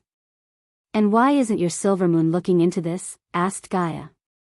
The Guardians humph, the sorrow in Sadie's eyes transformed into a fit of volcanic anger. Her eyes became eye-shot in a blink of an eye. Tell us the full story, Michael asked. Although this was not a situation he should be happy for, his mind quickly formulated a plan to increase his power using this unfortunate situation. If he could somehow find the missing girls, he would be able to get Sadie to his side. In the future, when Sadie became the Silvermoon sect head, she would work for him. Thus, the Silvermoon would become another major power under him. While tears gushed out of the eyes like a flood out of the floodgates, she began to tell them the story of these missing girls. Sadie's story was simple, yet Michael could sense a tragedy in her story. The short version of the story was the Silvermoon used to send girls to noble parties, galas, and rich people gatherings to accompany rich noblemen. Since the girls were extremely beautiful and trained to sway the men, many noblemen desired for these girls to be their partners even for one night. The Silvermoon girls would make these men happy while getting crucial information from them. Knowledge was power, and Silvermoon thrived on gathering knowledge. Noblemen asked, they Silvermoon sent girls, they came back with the information. That was the cycle until recently, when something began to change. The girls Sadie sent began to go missing. Since it was not unlikely for Silvermoon girls to run away, at first, Sadie thought they ran away. Soon afterward, more and more girls began to go missing, including little girls who didn't even come of age. Of course, the Silvermoon never sent little girls to the noblemen, yet they began to go missing while going to another city or traveling with their senior sisters. Michael dealt with human trafficking back on Earth, and this looked like one. As for Michael's question about going to Guardians, the answer was she went to Guardians, filed a complaint, and never heard from them again. No matter how many times she dropped by at the guild, they just gave her some half-assed answers. The sect was worse, according to Sadie. These girls just ran away. The sect was too busy with other things to go search for the girls. Out of desperation and guilt, she began to look for the person who said he came to punish the evildoers, Lucifer.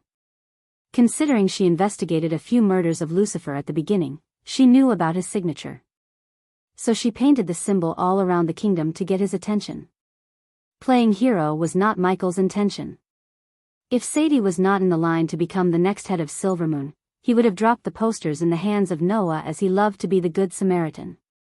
Noah was competent, so Michael knew he would have eventually found these girls.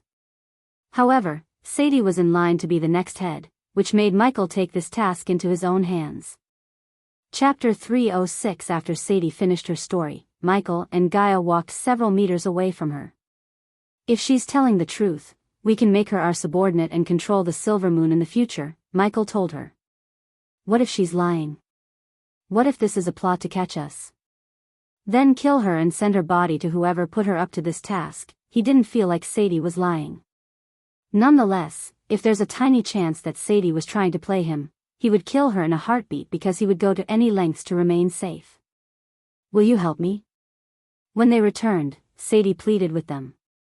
System, scan her for any threats or tracking spells. Sadie saw Lucifer reaching his hand out towards her as warm bright light enveloped her for a couple of moments.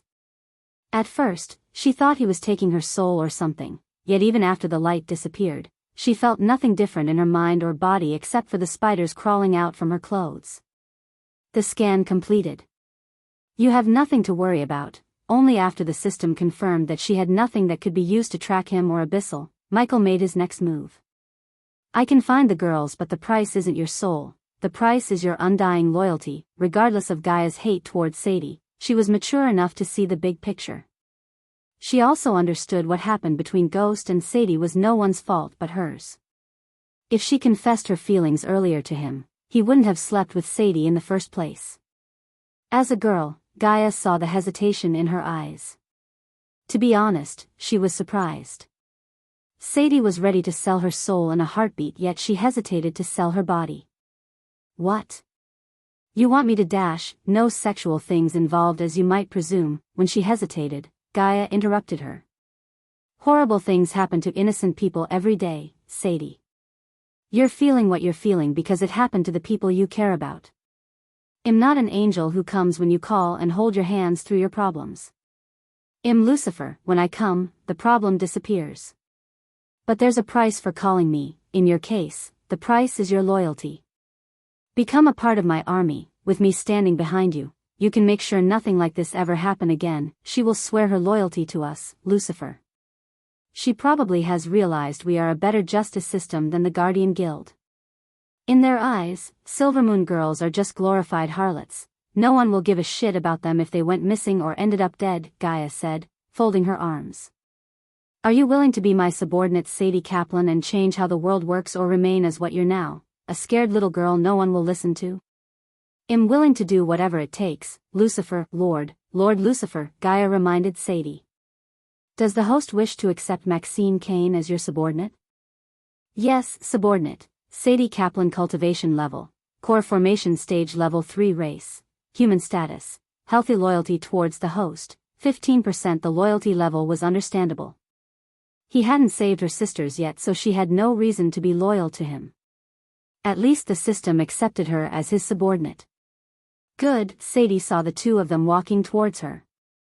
She tried to stand up, but before she could move her body, the space around her distorted, making her close her eyes. When Sadie opened her eyes, she was standing on what seemed to be a throne hall. Great braziers half enclosing each of the 8 onyx columns lighted up every part of the throne hall, covering the hall in dancing shadows and a dark radiance. The relatively modest chandeliers were hanging from the slanted ceiling, dance in the flickering light, while paintings of Lucifer looked down upon the black floor of this extravagant hall. A dark gray rug ran down from the throne and split to encircle the entire hall, while swallowtail banners with embellished needlework drooped from the walls. Between each banner sits a small altar full of candles, many of which have been lit, in turn illuminating the throne. A throne of skull and bones sat at the end of the rug above an elevated stage. Beside the skull and bones throne, there was another identical throne, but it was smaller in size compared to the other. Azazel transformed the throne hall completely with the help of netherils. While Sadie, staring at the throne hall flabbergasted, both Michael and Gaia seated themselves on their thrones. We should send our minions scouring the kingdom to find those girls, Gaia suggested. I have a lead. Sadie swallowed her fear to speak to them. Michael saw Sadie holding a parchment in her hand. Azazel, Sadie heard Lucifer call the name, looking beside her. The very next moment, the parchment in her hands was pulled by an invisible force. The parchment floated towards Lucifer. When the parchment reached his hand, she saw a figure materialize in front of Lucifer and the Dark Queen. The ethereal figure looked like a butler. She had never seen ethereal figures before, she only heard of them in the books. Michael read the parchment with Gaia. He then took his gaze away from the parchment to look at her. Minister Magnus, Michael asked, expecting her to explain how she came to the conclusion that Minister Magnus had something to do with the girl's disappearance. Shiho, the first girl who went missing, attended Magnus' party before her disappearance. Hanako went missing after going to Magnus' cousin's annual gala. Most of the girls went missing after attending some kind of party organized by someone related to Magnus. He's the common factor in all of this. Sadie clenched her fist as her nails started to penetrate her soft palm. Did you make any kind of move on Magnus to see if he really has something to do with the girls? Hearing Gaia, Sadie shook her head. He was recently promoted to take care of the military. He's using this as an excuse to avoid meeting people. That scumbag is pretending that he has a threat to his life. I couldn't get into or get him out of his manor. That shouldn't be a problem. No matter how protected he is, he wouldn't sleep with his guards around, since he needed to live stream killing criminals to boost his legend and earn badass points. He guessed he could start with Magnus. Gaia noticed Sadie open and close her mouth like she has something to say. What is it? Spit it out. Rumor is he's coming to the opening of Ghost's restaurant. Michael's brows arched up behind his mask. He just asked Ricky and Daniel to distribute the opening posters around the kingdom, yet Sadie knew who's coming to the opening. This was why the Silvermoon sect was so successful, as they were basically a spy organization. With the right guidance and tools, Michael could turn the sect into a super spy organization. Coupled with his spiders spread around the kingdom, he could really see his shadow society thriving in the future. There are a couple of roads he could take to reach the river town. The good thing is they are all coming through forests of the Sunrise sect, Gaia said as Michael took an earbud from his system's storage. With a flick of his wrist, he sent the earbud flying towards Sadie. Put this in your ear. Magnus will be delivered to you here. Meanwhile, don't do anything stupid. If whoever took the girls became suspicious, they might kill them all if they hadn't yet. Although Sadie knew the possibility of her sisters being dead, hearing Dark Queen say this stirred the bad feeling in her gut. Her eyes yet again watered up. Arya. After a few minutes he called the name. Sadie saw a petite brown-haired girl walking through the door at the throne hall's east side. She knelt before Lucifer on one knee, coordinate with Azazel and Sadie and search the docks and borders to locate anything suspicious. Yes, Lord Lucifer, Arya said confidently as Michael looked at Azazel. Tell Dalar to release a few netherals to the royal land. That should keep the church and the guardians busy for some time. As you wish, Lord Lucifer, Azazel bowed. After giving them their orders, he sent them away except Sadie. From now on, keep away from the guardians. They are not what they appear to be. Above those tangerine mountains and sparkling long river, kissed to their heady blush by the sun, were clouds that moved in shoals. And so the sky was equal parts blue and a chorus of grays, streaked with silvers and golds. People of Rivertown were coming out of their homes one by one with sleepy faces. It was still early morning, so the chirping of birds overpowered the sounds of people. Michael and Gaia were standing inside their newly built restaurant, enjoying its beauty inch by inch. Although the restaurant didn't exactly look like the Ristorante La Sponda, it was beautiful in its own way. The river view outside the glass window added extra charm to the place. Lord Fover has really outdone himself, Master Ghost. Gloria's eyes were full of excitement for the opening. She would have never thought her life would completely change the moment she met Ghost when he first arrived at River Town and stayed in Lucky Cat Tavern. She was not a mere waitress anymore, she was the manager of the most beautiful restaurant in the whole of Bradford or even in the kingdom. A few months ago, if anyone said she would earn 1,000 gold a month as salary, she would have told them they are crazy, but it became a reality thanks to Ghost. In a couple of months, she bought a new land to build a new home for her family, sent her siblings to the Sunrise sect, and saved gold coins for her marriage. Many of her friends were jealous of her for working for Ghost. If he hadn't, I would have hanged that little bastard by his beard, Gaia said, making Gloria giggle. In 3 days, we have several nobles and powerful people attending the opening. I want everything to be perfect. I won't let you down, Master Ghost. Gloria's voice contained a sliver of fear, but it was overshadowed by her confidence. Good, we really need to come up with the name Ghost. Chapter 307. In the early morning, golden light dribbled over the land like syrup on oatmeal.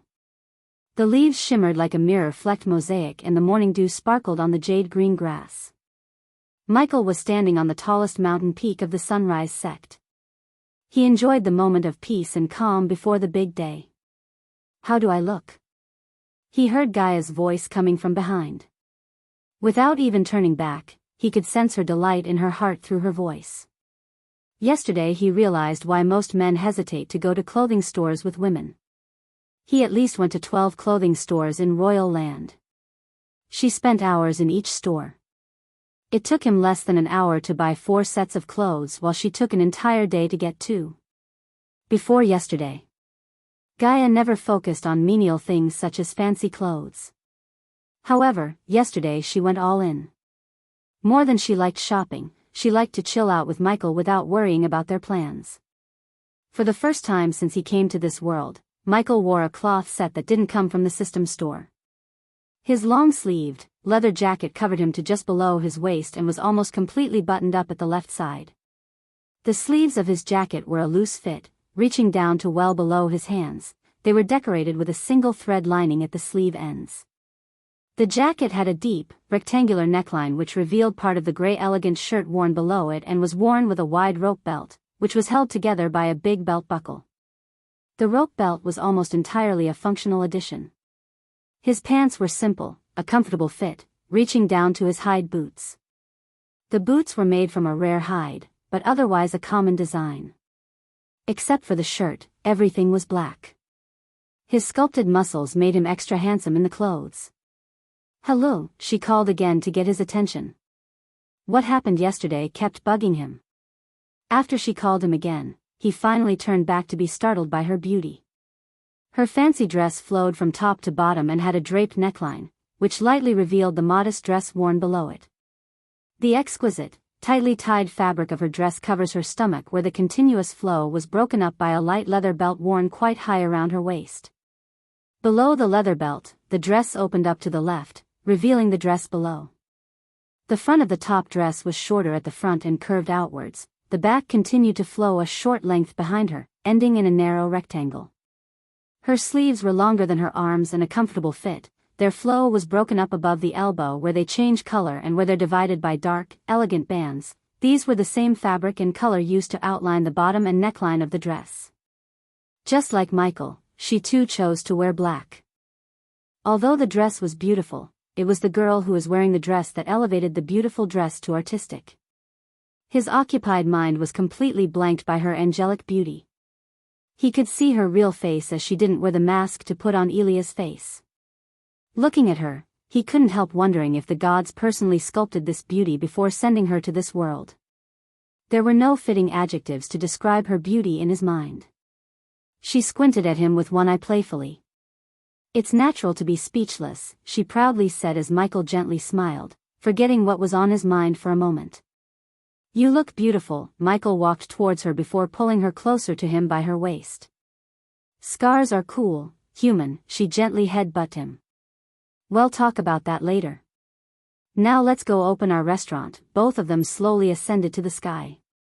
The entire river town was in a festive mood. The streets were filled with people in colorful dresses, carrying name boards saying Ghost, Elia, and Sunrise Sect. The morning light didn't stop them from painting the sky with colorful fireworks.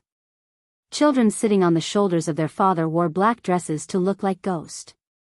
When Michael arrived at River Town, he saw lines of noble carriages coming towards the restaurant. Boom! Boom! Boom! The fireworks exploded in the sky above the restaurant. In addition to carriages, numerous Pegasus were flying from all directions towards the restaurant. The restaurant building was currently covered in a giant red cloth. "Look over there. Hi. Ghost. Elia. River Town. Ghost, ghost, ghost." The moment they descended to the point, the people noticed. The cheers erupted like a bubbling volcano. The people cheered as loud as they could. Ding! Congratulations to the host for successfully being a badass.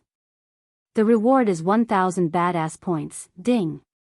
Congratulations to the host for successfully being a badass. The reward is 2,000 badass points. The notifications sounded just as loud as these people, almost giving him a headache. In a couple of minutes, he earned more than 20,000 badass points. The adventurers who were hired to keep the crowd in control were having trouble keeping the people in line. It has been 3 months since the people of the river town saw him. In 3 months' time, the river town's economy and status were elevated significantly. The scene reminded Michael of all the red carpet events. In fact, his last assassination back on Earth had celebrities and fans who behaved just like the river town's people. On Earth, he remained in the shadows. In this world, he was standing right in the spotlight. The restaurant was built on elevated land so the diners could have a better view of the river. The elevated land was designed in the shape of a heptagon with a staircase on 2 opposite sides. Right at the moment, the river town people were on one side while the nobles were using the other to enter the restaurant. Ghost, ghost, ghost. Among the crowd, a boy was screaming Michael's name. The little kid wore the miniature version of a Neo costume to cosplay as him. He was standing relatively close to the front line before climbing the stairs. Michael reached to grab the kid. His father was stunned but didn't stop Michael from taking the kid. "How are you, little buddy?" The kid was speechless as Michael retrieved a quill from his space ring. "I want to be like you when I grow up," the kid said. "Work hard, cause less trouble for your parents and you will be just like me," Michael said, signing his name on the kind's shirt in white considering the kid's clothes were black. After handing over the kid back to his father, Michael and Gaia continued to talk to some of the people before climbing the stairs to the restaurant. Wind blast. Michael sent a gentle gush of wind blast to calm the people. The sudden wind produced a howling sound, instantly silencing the people. People of Rivertown, Michael began to speak. His voice was amplitude by arch energy to sound loud so the entire Rivertown could hear him. It's been almost a year since I came to Rivertown. Although it's a short amount of time, I have nothing but great memories here. That was why I decided to open my first business in Rivertown. This is a starting point of Rivertown's glory as 20% of my restaurant's earnings will be used to develop Rivertown. The cheers erupted the moment they heard Michael donating 20% of the earnings to their town. The Sunrise sect will build new roads, bring more job opportunities through new business, cultivating the lands around the town so all the ingredients needed to run the restaurant will be cultivated and bought from Rivertown. The cheers kept erupting non-stop. The people became extremely excited and happy. Some of them even shed tears in overwhelming joy. I can list what we are planning for the Rivertown all day. But actions speak louder than words, so let the action begin. People welcome to the majestic Hades. As he said, Michael turned back, pointing his finger at the clothes. A bolt of lightning shot from his fingertip to light red clothes in the fire. He specially bought this cloth from the system store. The bright red flames burned as it looked like the building had a crown made of flames. The flames only lasted for a few moments before fading into nothingness, showing the name board and the restaurant building. The name The Majestic Hades was etched on the building's top with golden letters. Finally, after 6 months of building and preparing for the launch, they opened up the restaurant. Also, my dear people of the Rivertown, you don't need to treat me like a celebrity. I don't want any fan clubs or this kind of parade for me every time I visit the town. Focus on your life, work hard, take care of the people around you. That will make me proud. Now carry on with your lives. As much as Michael loved to be the badass in the spotlight, he didn't want to be swarmed with crazy fans everywhere he goes. That would affect his productivity. Remaining in shadows would not work in his favor in this world because it wouldn't earn him as many badass points as he actually needs. However, becoming too famous at this point in his life wasn't his plan either. Expanding his power too quickly would draw out the attention of unnecessary foes. He had to make every single move with utmost caution to remain safe until he reached the point that no one could harm him. Special shout out to the wonderful people in my Discord server for helping me in naming the restaurant. Chapter 308. You're gonna get bored of these things sooner or later, Ghost, Elder Martin said, enjoying his baked silk fish. A 5-star chef could improve the taste of any food or drink, even alcohol, by 100%. In addition, food and drink made by them improved cultivation speed by 30% for the next week. Some dishes were even able to improve physical strength, defense, and concentration/focus by 5% for the next 24 hours. Of course, these were only some of the benefits in the long list. Effects or benefits varied from dish to dish. I assure you, Elder Martin, I won't get bored. What's the point of living for 100 years if we don't enjoy everything this world has to offer? I agree with Master Ghost, Lord Malin, who was sitting on the other side of Michael's table, said. Currently, several men and women were occupying Michael's long glass table. There was Elder Martin from the Kane family, Lord Malin of Bradley, the elders of Sunrise sect except for Elder Sandra, who apparently hates gatherings, Reginald, Claire, Gaia, Olivia, and lastly, Ella, the new branch leader of Sunrise sect in Broad River, previously known as Broad River sect in Kingdom Kethan. She was eternally grateful for healing her burned skin and making her good and beautiful again. I'd choose this over dealing with inner family bitching. Lord Malin rolled his eyes thinking about everything he had to deal with since becoming the family head. Welcome to the club, Lord Malin, Ella chuckled. You know we're here to help anytime you want, Ella, Claire said, taking a sip from her wine glass. Miss Elia, raise your seared moon boar. As they were speaking, a young waitress came carrying a smoking delicious dish. The entire restaurant was full and there were countless nobles waiting in line to get into the restaurant. The restaurant had 50 tables in different sizes. Almost 100 people could comfortably dine here. Regardless of the crowd, the waiters and waitresses trained by Gloria were doing a great job. All the 20 waiters and waitresses moved in perfect rhythm to keep the tables filled and diners happy. Gloria was training them for 3 months. Michael was thinking about raising Gloria's wage because of her talent. He never expected this kind of talent in managing a restaurant and training people from a girl who worked as a waitress in a small tavern. Cooking hundreds of dishes back to back didn't slow down Raylene even for a bit. With the tools, machines, and the help of a few sous chefs, Raylene kept pumping out delicious food as fast as the nobles finishing their meals, which was fast, extremely fast. How's preparing for the tournament going, Ghost? Has anyone else besides you two competing from your sect? Sect leader Claire. Even Ghost didn't know the answer to that question. He looked at Claire as did everyone else. They are growing stronger fast, but they are not ready yet. So, these two have to win the tournaments in their respective championship. Claire raised her cup towards Michael and Gaia. No biggie, Gaia shrugged. Can we bet on you two winning? Lord Malin asked with a wide grin on his face. I can't stop you if you want. I know I'm betting on ourselves. Although he said like he was joking, they could sense the confidence in his voice. In their eyes, Gaia didn't even look like she gives a damn about the tournament. Where's Nightmare, by the way? Lord Malin asked, looking around the restaurant. He thought the dragon would follow Ghost anywhere he goes. Master Ghost. Suddenly Ricky came running to Michael. Those at the table saw Ricky whisper something into Ghost's ears. What is it? Claire asked. Apparently a newswoman from something called Royal Times is asking to meet me. Only Elder Martin remained calm, continuing to enjoy the food. The others, however, raised their brows, realizing Ghost has no idea what a Royal Time is. Gaia didn't even bother to look at Michael, as she knew he had no clue because she never told him anything about Royal Times or the other newspapers in the continent. You seriously don't know anything about Royal Times? Lord Malin asked as Michael shook his head. They are one of the leading newspapers in the continent. If you want to get famous overnight, they can get it done, Lord Malin said with a serious face. It's better you stay on their good side. There's a saying among big families, the newspapers are spells that do more damage than any spells. After seeing Elder Malin offering him a piece of advice, Michael nodded, deciding to meet this newspaper woman. I think you made it into the Elon Prodigy rankings. Everyone agreed with Ella with a nod. Michael didn't need any explanations on the rankings because it was pretty obvious. When he was an assassin, the Dark World always used to bribe journalists to cover their tracks. The Dark World manipulated everything in the newspaper related to them.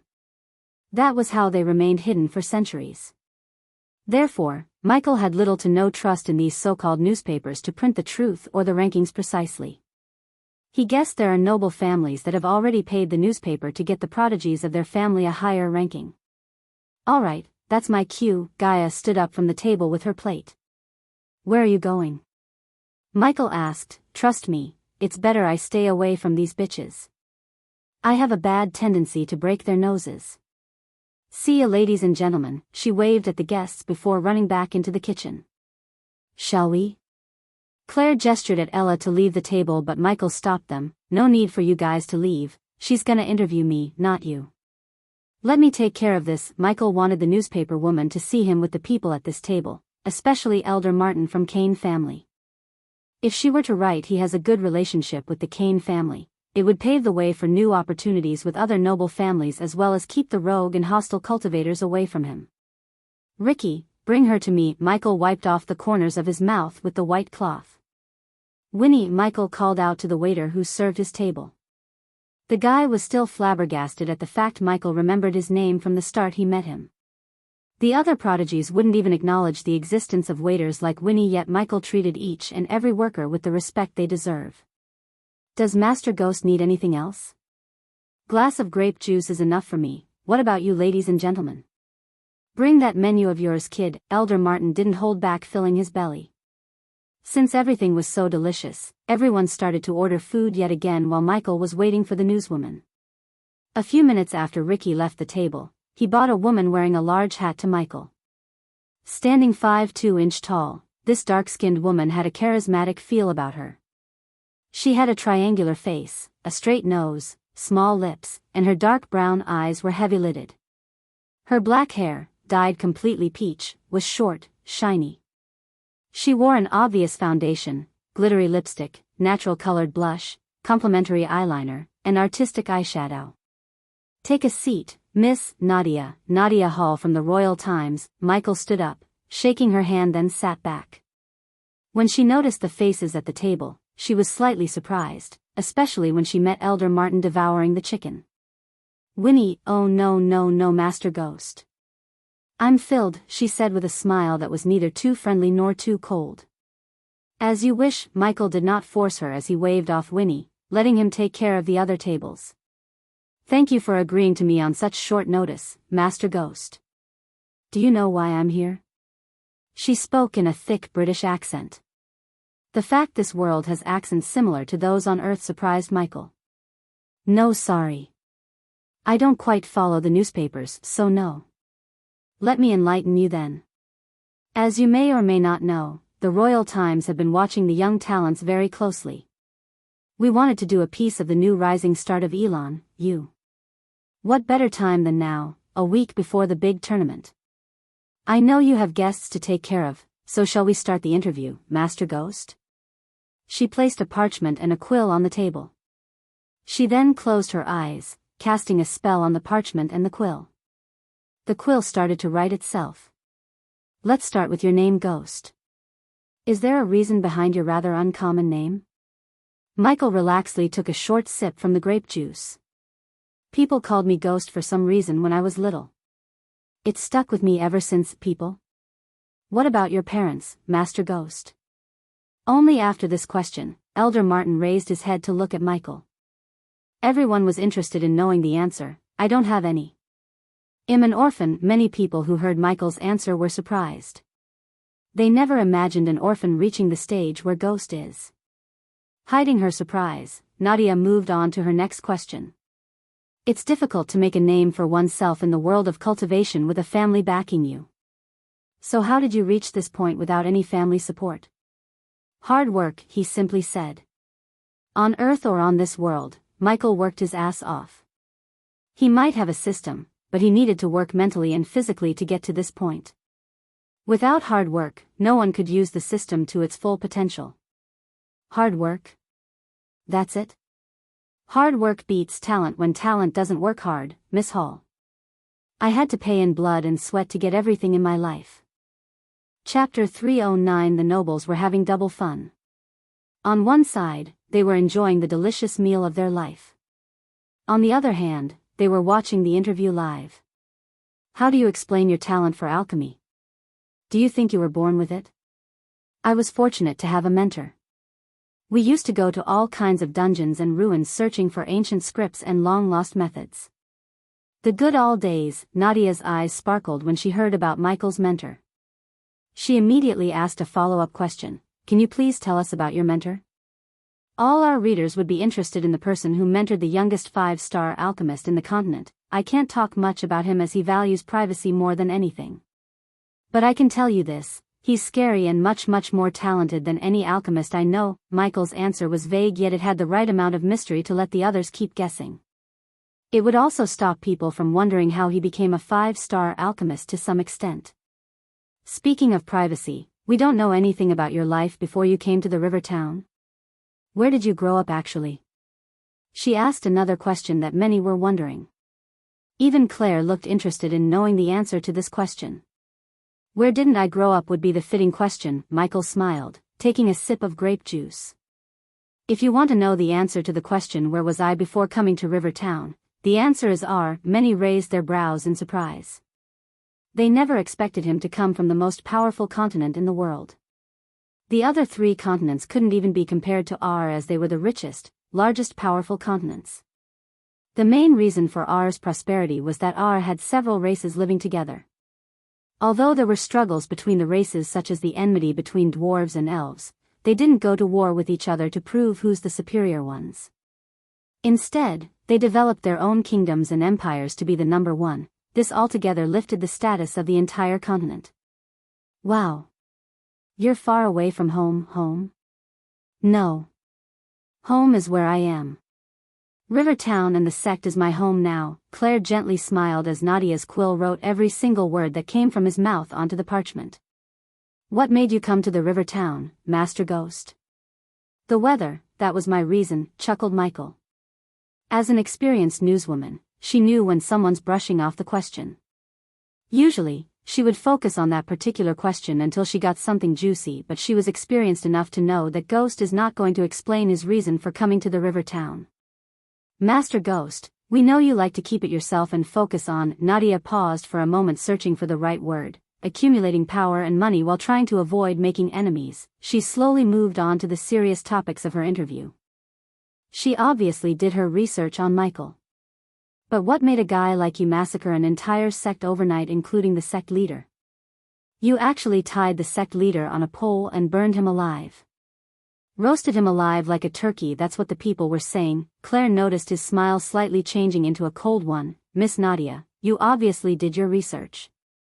So please tell me this, do you know what the Blood and Bone sect did? Michael asked Nadia.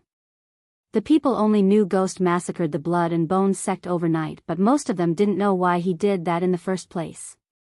I think it's because they killed the people in Rosewood Village. Michael put down the glass in his hand. His smile completely disappeared from his face. You said I massacred the sect and the sect killed the people in Rosewood Village. He emphasized the words massacred and killed. What the sect did was a massacre. What I did was justice.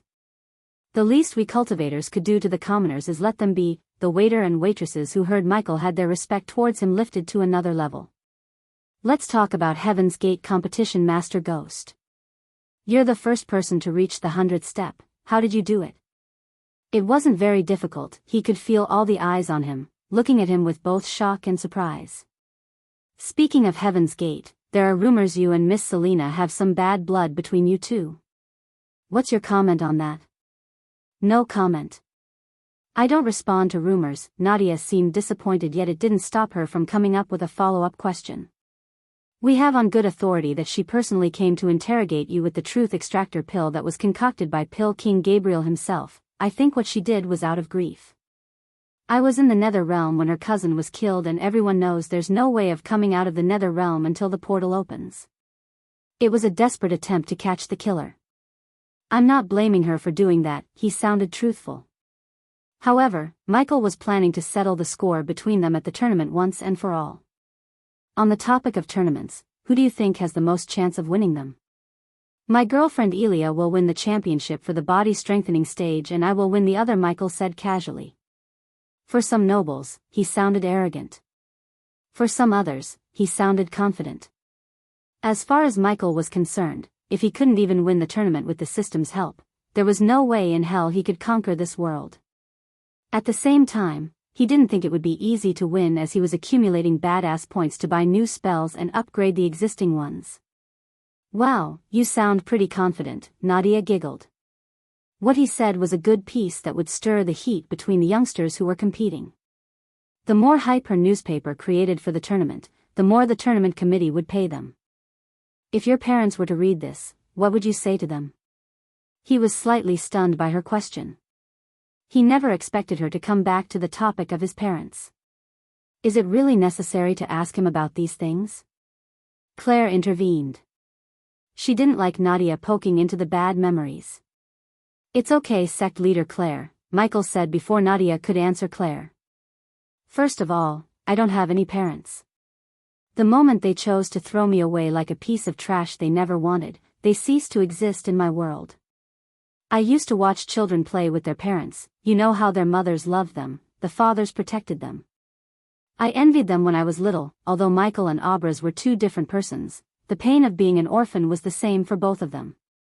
He knew he was Abra's, so he wanted Abra's parents to know what he's feeling. When I was 7, I still remember that day vividly. I stole a piece of bread as I didn't eat anything for 3 days.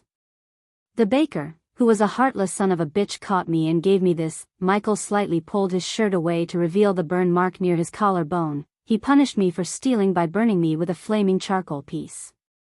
I cried until I had no tears left in me. There was no one there for me to. Michael felt a lump in his throat while Claire's eyes already started to well up. There was no one there for me to ease my pain, no matter how loud I cried, or how long I cried. I fainted crying. When I woke up, I was still there, on the side of a pavement, drenching in rain. I never asked for any of this. If they never wanted me, they shouldn't have brought me into this world." His voice turned cold, a glint of murderous intent emerged in his eyes. "If they were to read this, I have only 4 words for them. Stay away from me, that's it. The interview's over." Gaia came to Michael's table to break the interview. Her eyes were bloodshot red due to anger and sadness. "Please excuse us, ladies and gentlemen." Michael left the dining hall quietly. Thankfully Gaia didn't cause a scene. Nadia was lucky that she didn't get her nose broken by Gaia. 2 days after Michael's interview with Nadia, Diana was sitting on a bench in her garden. The newspaper she was holding was drenched in her tears. No one could be seen in the garden except Diana. She sent all the guards and servants away. Because she had to leave Kethen to get something important, she couldn't go to the river town for the restaurant opening. So when she heard he gave an interview, she paid thousands of gold coins to get the first printed edition, as she couldn't wait to read her son's interview. She wasn't crying her eyes out because he told his parents to stay away. She cried, thinking about the pain he went through when he was little. She could feel his hate towards her and Ethan through his words. She never wanted any of this to happen to him. Her heart bled reading his story. If she could, she would want to go to him, tell him everything, and beg for his forgiveness. Chapter 3:10. The grayish clouds filled the sky, preventing the sunlight from coming through like border guards. The foliage slowly danced with the howling wind. The gloomy sky warned the ground about the upcoming heavy rain through drizzles. While the drizzles were slowly transforming into a heavy downpour, Ethan came to the garden where he saw his beloved wife sitting on the bench holding the newspaper. He was holding the same newspaper as his wife. In her sorrow, Diana didn't even notice Ethan sitting beside her. "First edition, eh?" Ethan tried to open with a joke. "It's not your fault, Diana." Ethan wrapped his arm around Diana's shoulder. "I lost him because I was weak. Wasn't that my fault?" "You weren't weak, the Sky Hall was too powerful. You know that, everybody knows that. You had no choice. If anyone to be blamed, it's Sky Hall." "Our son stole bread because he was hungry." She completely broke into tears after speaking those words. Diana couldn't even imagine what he went through. The overwhelming sadness made her heart bleed. As a man, Ethan wouldn't cry like Diana, yet even his eyes teared up when he read that. "Well, get through this, Diana, like always, together.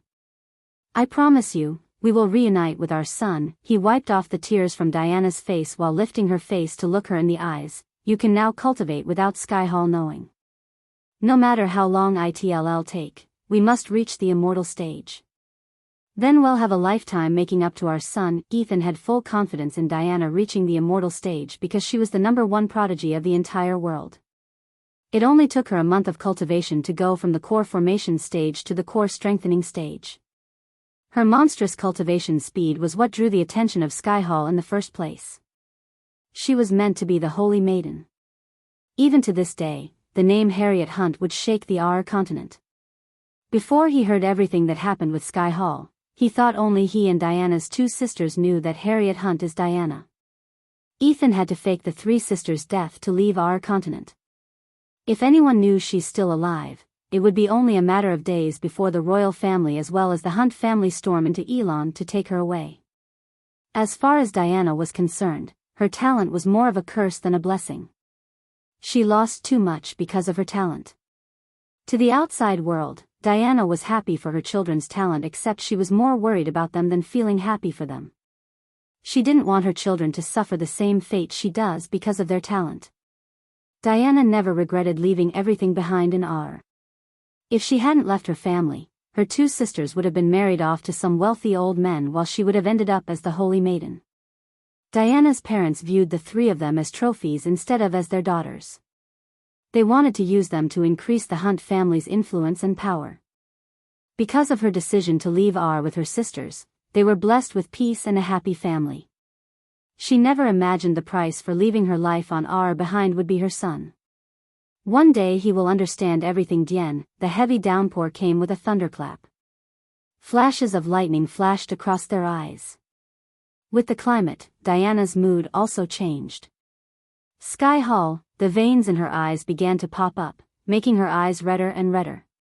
You know, Ethan, I was trying to run away from being Harriet Hunt. She stood up from the bench. I can't run away from who I am. For a second when the lightning flashed, Ethan could swear he saw Harriet Hunt, the raven beauty of R. In his mind, her golden hair transformed into raven black while two swords appeared in her hands. Raven black hair, two swords, black dress from top to bottom, that was the Harriet the entire R continent was afraid of. If Ethan had seen Ghost, he would have been startled to see the similarities between Harriet and Ghost. I'm gonna make every single one of them who hurt my son pay. I am Hunt, Harriet Hunt, and I have a score to settle. Meanwhile, back on the Abyssal, Michael was standing in front of a giant mirror. He was in his gray sweatpants staring at his naked upper body in the mirror. Various degrees of burn wounds, bullet wounds, and scars riddled his body. 3 days ago when he woke up, the scars he had when he was on Earth as well as new scars magically appeared on his body. The system asked him to upgrade it if he wanted to know how and why the scars appeared. Those scars brought some bad memories. Moreover, Michael wondered why these scars suddenly appeared. He didn't know the Ghost's soul piece and Abra's soul piece are slowly merging together into one as they were when he was born in this world. With the soul pieces merging, they brought the scars back. This change was visible to his eyes. What wasn't visible is that his mind and heart becoming one entity instead of two, which were Ghost and Abra's. Until now, he thought he and Abra's were two different people. The truth was, however, they were the same. Only because of Sky Hall, his soul was split into two. One piece ended up on Earth and grew up to be Ghost while the other grew up to be Abra's. Fate had brought the two pieces together once again. As he was staring at his body with mixed emotions, Gaia was whistling her favorite music while counting the gold coins they got from the restaurant. Nightmare was helping her by counting the stacks with her. Vidora just stood on Gaia's shoulder, supervising the two of them. Hey, do you want to know the total collection or keep staring at your own body? Michael put on his t-shirt before jumping into the bed with Gaia. Hit me with it. Good, you're back. She pinched his cheek playfully. Well, we earned a whopping amount of 1.2 million in 3 days. Because of your fucking generosity, we need to give 20% of the earning to the sect so they could develop the river town. That would leave us with 960,000 gold coins. What about the cost of buying the ingredients and paying the wages? He wiggled himself from the pillow to Gaia's lap. She didn't mind as she would sometimes rest on his lap and he would do the same. I'm coming to that. Approximately we're spending 60,000 on both of them per month, so it's no biggie, no biggie. You know how many people we could feed or help with 60,000 gold coins. Nightmare rolled his eyes. Quit whining, you big lizard. We're swimming in millions of gold. Compared to that, 60,000 is like a drop, Iag retorted. You're a bad influence on the little girl. Michael twisted Gaia's ear looking at Iag. Who are you calling a little girl? I'll fuck you up. Iag bore her teeth after being called a little girl by Michael. She's a bad apple, I know that. Gaia chuckled instead of defending Iag to make the little Hydra even more furious. He bad apple. Sarba, the silver head, chuckled with the rest of them as Iag began to hit him in the head. Jokes aside, we need to cut the cost of buying the ingredients. When are they gonna start cultivating the fertile lands around the river town? If we could produce what we need in the river town, it'll save us the gold coins of buying them from the other towns and kingdoms while improving the economy of the river town, Michael asked. He let Gaia and Claire handle these kinds of things as they had more knowledge and experience compared to him. Old man Reiner will take care of cultivating the land so we could start producing veggies and stuff. We can improve the fishery by getting the fishermen new boats, building new docks. That still leaves us with exotic meat and seafood. There's no way we can get them in the river town. Reginald said he will introduce some of the contacts we could use to get these things for a cheaper price. I'm thinking about letting Raylene and Gloria handle the negotiation. After all, Gloria is the manager and Raylene should come out of her shell. I agree with that. Raylene is still too timid. Nightmare agreed with Gaia's plan. You're right, let them handle it. It's settled then. Gaia laid back on the bed with Michael. She rested her head on his hand as Nightmare and Vidora curled between them. I was talking to Raylene the other day. She said there are a lot of things to be done before the marriage. Oh, I'm listening. Michael winked at her. Kids hear you, perverted bastard. She quickly tried to cover Nightmare and Vidora's ears, but she neither had enough hands nor time to cover their ears before they heard and realized the hidden meaning behind Michael's words. Lord Lucifer. Their playtime was interrupted suddenly by Arya. They heard her voice in their ears through the earbud. Go ahead, Arya. Did you find anything? Lord Lucifer, Dark Queen, I'm at the Harbor Master's office. The container I told you about belongs to the Guardian Guild. They are going to load the container into a ship. Do you think the girls are inside? Gaia asked. I'm not sure, but something's precious inside, as the container is guarded by men in full plate armor. By the looks of them, they must be very powerful. Plus, they are doing constant routine checks, timed guard changes. Do you know where the container is going? No, Dark Queen, no mention about where it is going in the manifest. Don't engage them. We are coming. Michael jumped off from the bed with Gaia. In a blink of an eye, they both transformed into Lucifer and Dark Queen. Let's go hunt. Check out the Discord if you want to see Diana/Harriet hunt. Chapter 311. At the edge of the cloud, there was a brilliant white patch, like a turning page catching the sun. The rest was dove gray with a subtle hint of purple, just enough to announce the coming sunset. The coastline welcomed sea and sky, the bluest of brothers, together with a covenant of everlasting beauty. Along with nature's evening sky and coastline, the man-made harbor formed a scene that looked like a painting. The ships of all sizes floated on the water, taking the rest they deserved before starting their journey. This was not a military harbor, so there weren't any warships like a brigade or man of war. The biggest ship that could be seen on the harbor was a merchant ship with 4 cannons on the top deck. The crane with a huge wheel attached to it kept producing creaking noises. One could see almost half of the royal land from the crane's top. When the last of the sunlight faded away from the place, 2 figures appeared on top of the crane. Their black capes fluttered in the wind. The light coming from the half-moon vaguely showed their bodies. That's the ship. Gaia pointed at a lone ship silently floating on the water far from the rest of the ships. It was a merchant ship but didn't have any cannons. From the outside look, the ship looked no different than a typical merchant ship used to transport goods from one port to another, except Michael could see 10 core formation level 8 warriors on board disguised as crew members. Where are the armored guys Arya was talking about? Gaia asked. Maybe in the below decks. We need to know their exact locations before doing anything human. They are not some weaklings we could waltz in and kill. It's time for a new skill, Michael thought as he entered the system with a specific skill in his mind. System, I need you to take whatever points you need and get me the X-ray vision. Remember, I need to see what's inside the ship and container, so don't get me a level 1 skill and ask me to upgrade until I have no points left. Geez, I get it. I know the right thing to give you, and I'll integrate it with Eyes of Darkness for 2,000 badass points. So the total of buying X-ray vision, upgrading it to max level, and integrating it with Eyes of Darkness would cost you 8,000 badass points. Get it done. He felt the familiar acute pain in his mind for a few moments. The moment the pain disappeared, he could feel another skill. Activating it was just as easy as breathing to him. When he willed his mind to activate the X-ray vision, the view in front of him turned dark blue.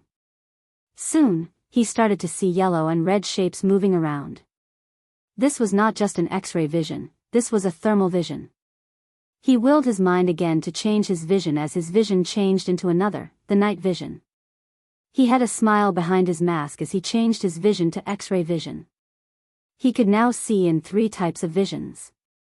In addition to 3 types of vision, he could zoom in. How cool was that? They are in the back, below decks.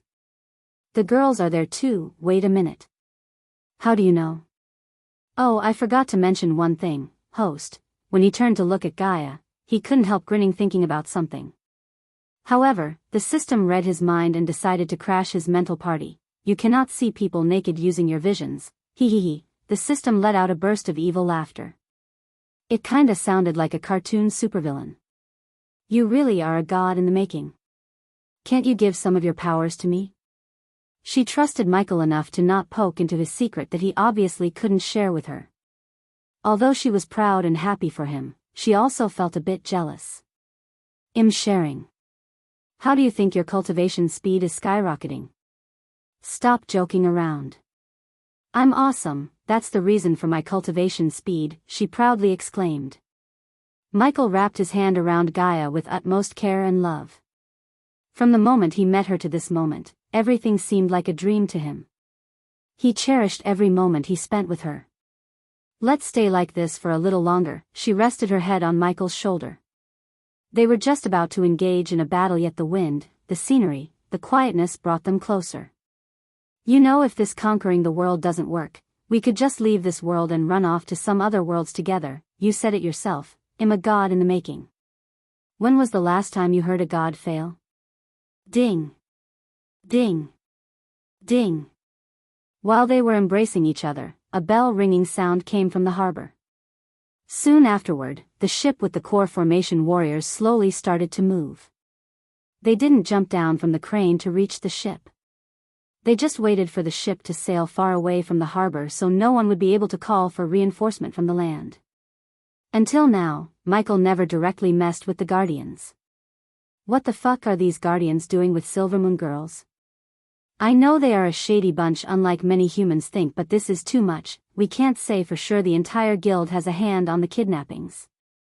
Maybe a few corrupted Guardians are the ones responsible for this. The Guardians were Michael's main foe, yet he couldn't believe the entire guild would involve in human trafficking.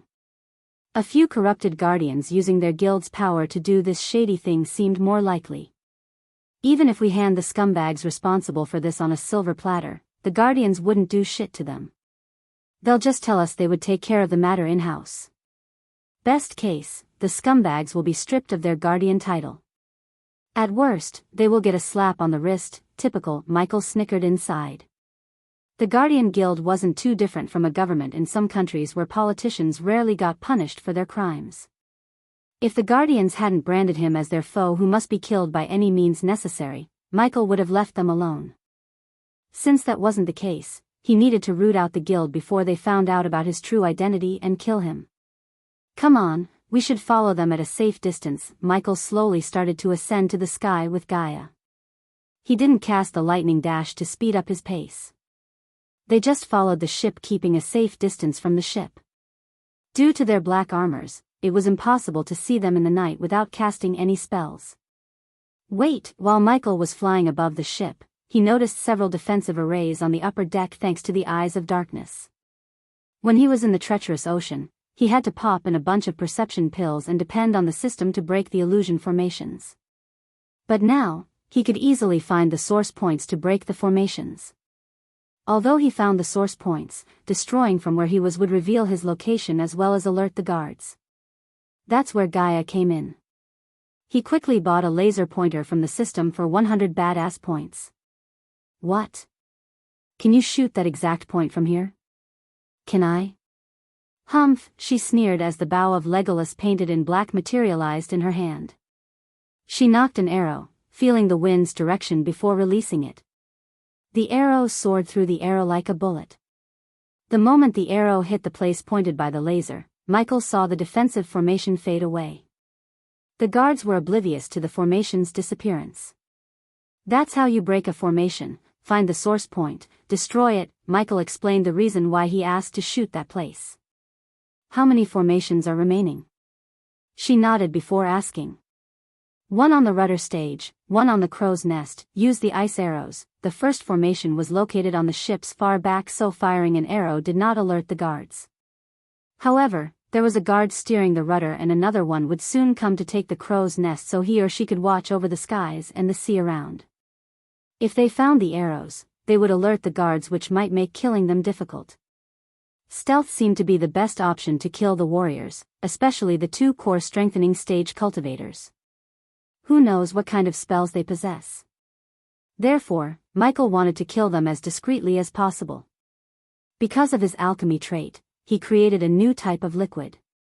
Mixing the liquid with water made the ice arrows immune to the fraction produced when flying through the air.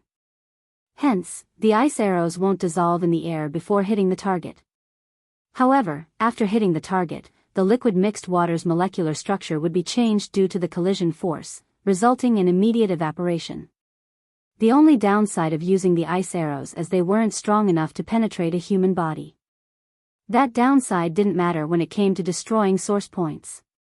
Gaia quickly fired an arrow to the formation source point on the crow's nest before flying to the rudder stage, where they saw a core formation warrior steering the rudder while whistling carefree. Currently, there were 5 core formation guards roaming on the upper deck on top of the guard at the rudder. One of them reached the crow's nest with a quick, swift jump. Boom! Boom! The sound of thunderclaps could be heard coming from a distance. In addition to streaks of lightning, he saw a tornado forming in the distance.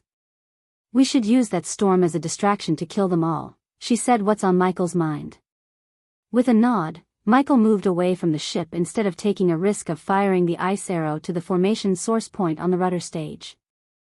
Chapter 3:12 This is why I hate the oceans. Bloody hell, mate, let the others know we are running into a storm. Secure the cargo. I don't want anything to happen to the cargo. The core formation guards on the upper deck talked to each other while staring at the brewing storm on the horizon. Among the 6 guards on the upper deck, 2 were standing on the ship's front, 1 was standing on the crow's nest, 1 on each side of the ship tending the sail masts. The 6th one was the guy steering the rudder. Luckily, they were all staring at the storm as none kept an eye on the rudder steering guard. Unfortunately, the source point of the formation on the rudder stage was beside the rudder steering guard. Even if she fired an ice arrow, the noise would alert the guard. Full Lucifer mode. The moment he ordered the system, his eyes began to shine in crimson red while the cloud of darkness, a cloud of black smoke, enveloped Michael around. That's the point. Wait for my signal before firing. Michael cast the lightning dash spell right when a lightning flash appeared to reach the guard. Just a second before reaching the guard, he also cast the death range, making the rudder stage completely dark. Huh? The guard was startled by the sudden darkness around him. But before he could do anything, Michael grabbed him from behind, taking off to the sky immediately. Crack! Michael snapped the guard's neck midway in the air. Breaking a neck was not as simple as they show in movies. It required technique, strength, and training. He had everything.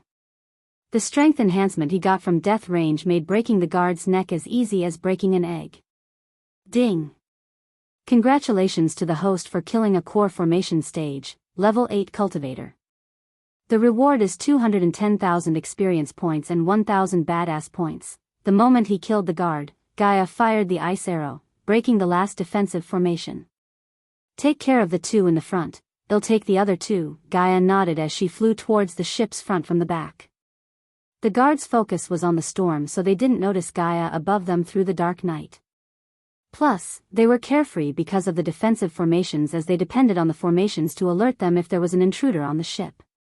Michael was hovering directly above his 2 targets while Gaia stayed a few meters away from her targets so she could kill the 2 of them as quickly as possible. Go! The moment Michael gave the signal, she fired 2 arrows within a second. Each of them pierced the head of its target. On the other hand, Michael landed right between his targets before sending 2 lightning bolts from each hand at each target. Just like Gaia's arrows, Michael's lightning bolts also pierced its target's head. The guards didn't even have a moment to react. Ding! Congratulations to the host for killing a core formation stage, level 8 cultivator.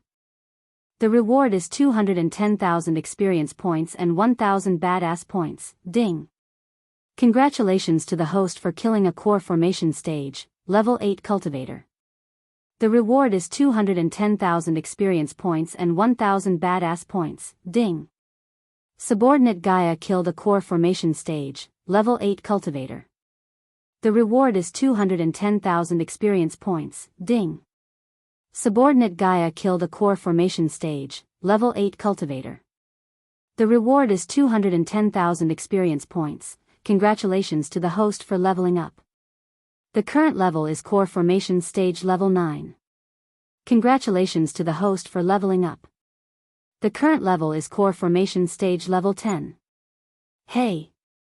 Whoosh! Zizich. The arrow and the bolt of lightning hit the guard standing on the crow nest before he could even close his mouth. Ding!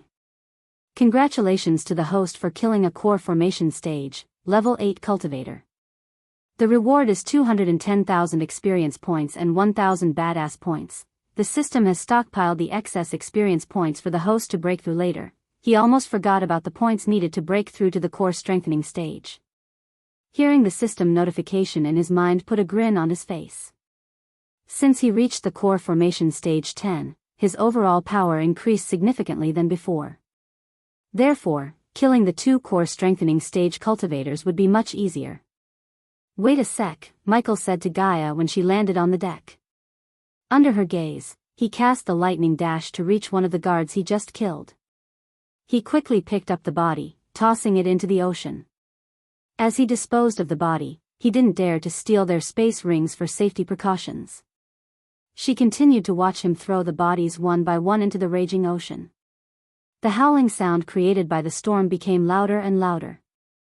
Since there was no one at the rudder steering the ship away from the tornado, the ship was getting pulled in like iron towards a magnet. The raging sea violently hit the ship, shaking it to the point both Michael and Gaia had a hard time standing still. "We need to finish this before that finishes everything," Gaia pointed at the giant tornado swirling in the distance. "Don't fret it," Michael calmly said before opening up the latch beneath him to go down to the lower decks where they were keeping the girls. Through the creaky stairs, Michael and Gaia reached the lower decks. The howling sound of the wind became silent after closing the hatch. They were welcomed by a dark corridor with a couple of lanterns hanging on the wall to give just barely enough light to see what's in front of them. Using the X-ray vision, Michael located the remaining guards in the lower deck. The 2 core formation guards seemed to be playing a card game in one of the rooms 10 meters away from Michael.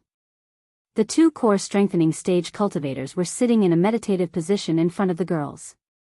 The girls seemed to be in a wooden container. All the girls were tied, but some of them were trying to move. The others, however, remained still. Michael and Gaia slowly sneaked towards the core formation guards.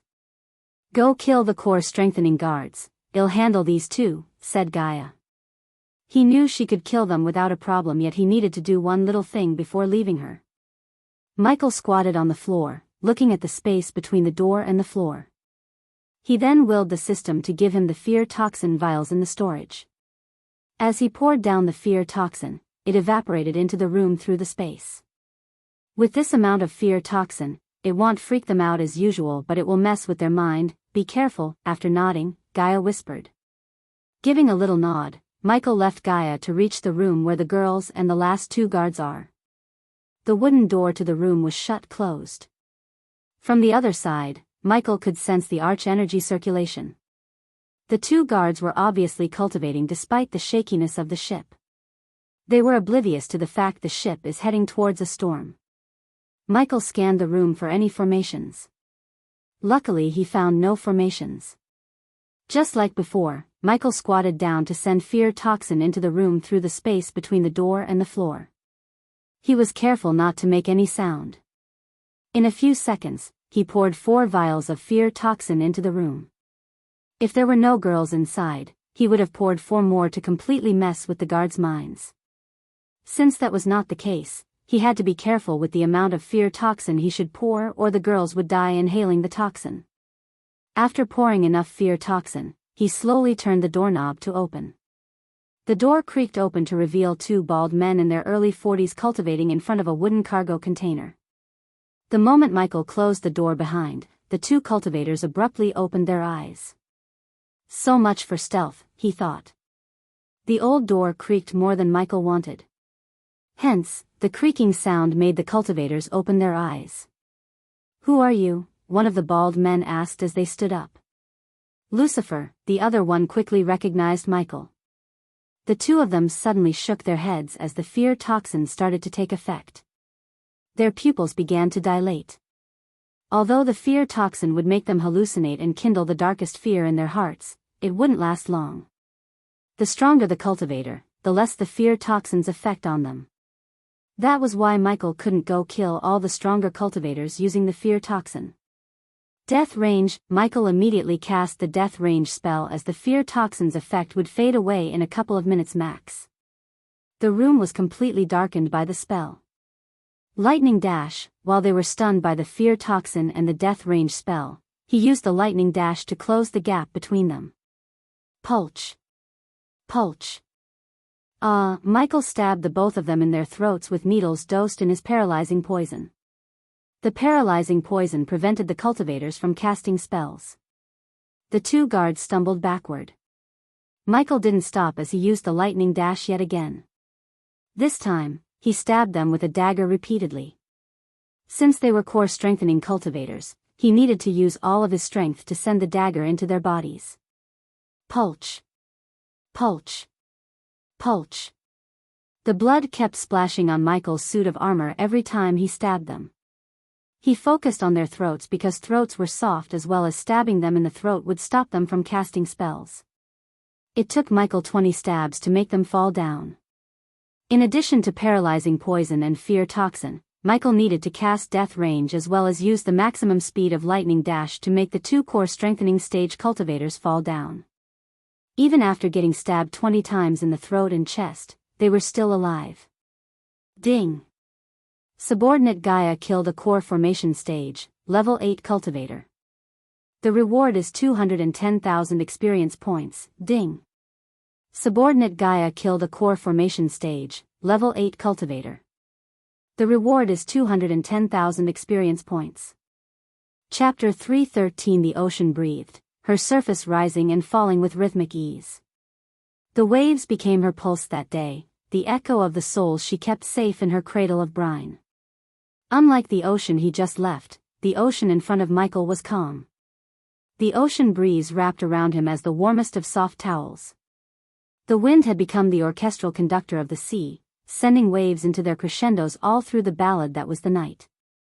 All about us was the perfume of the salty water and the fine spray that came as boldly as any viola flurry.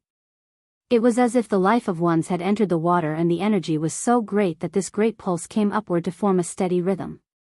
The sea is infinite blue in infinite weather patterns, yet in all this, she is the prettiest color Michael ever saw. On the calm, the silent reaper floated like it was dancing with the ocean in a beautiful rhythm. The thrones which were previously placed in the captain's cabin were moved to the upper deck as Michael and Gaia rested on their thrones staring at the crew and the thing that was covered in grayish cloth. No one knew what's behind the cloth. They could only guess that whatever behind the cloth was at least 6 feet tall. Since Heinberg had been working with Senator Caius to reform the Senate and Tiberius was helping his people settle down in Gisel, Michael only brought Maxine to the ship to witness what he was about to do. In addition to Maxine, Sadie stood beside Maxine. Her eyes were red, her face was pale, and tears kept trickling out of her eyes.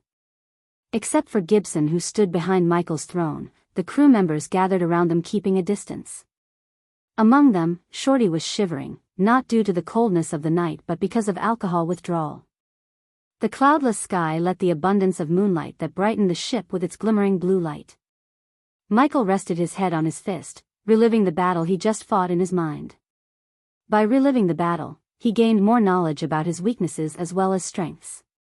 System version 3.0 Host, Michael cultivation level, core formation stage, level 10 experience points, 400,000/400,000, 1,300,000 points remaining to be consumed, badass points, 125,000 skills and spells, Wind Blast, LVL3 responsive shield, LVL4 environment scanning, LVL3 ignitia, LVL3 lightning dash, LVL3 energy devolver, LVL1 death range, LVL3 eyes of darkness, normal, can sense the cultivation level of others. Eyes of darkness, Lucifer, can sense the cultivation level of others, can see through.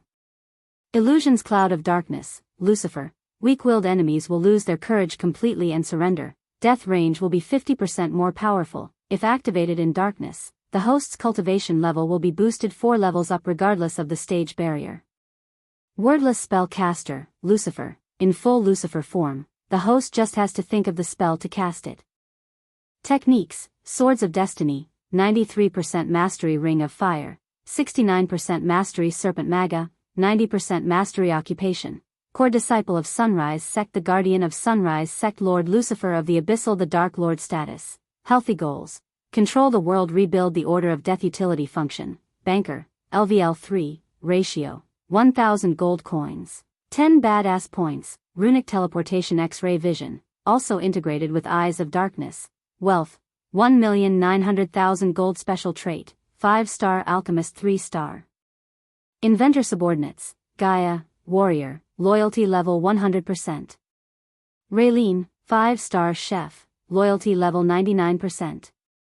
Arya, assassin, loyalty level 38%.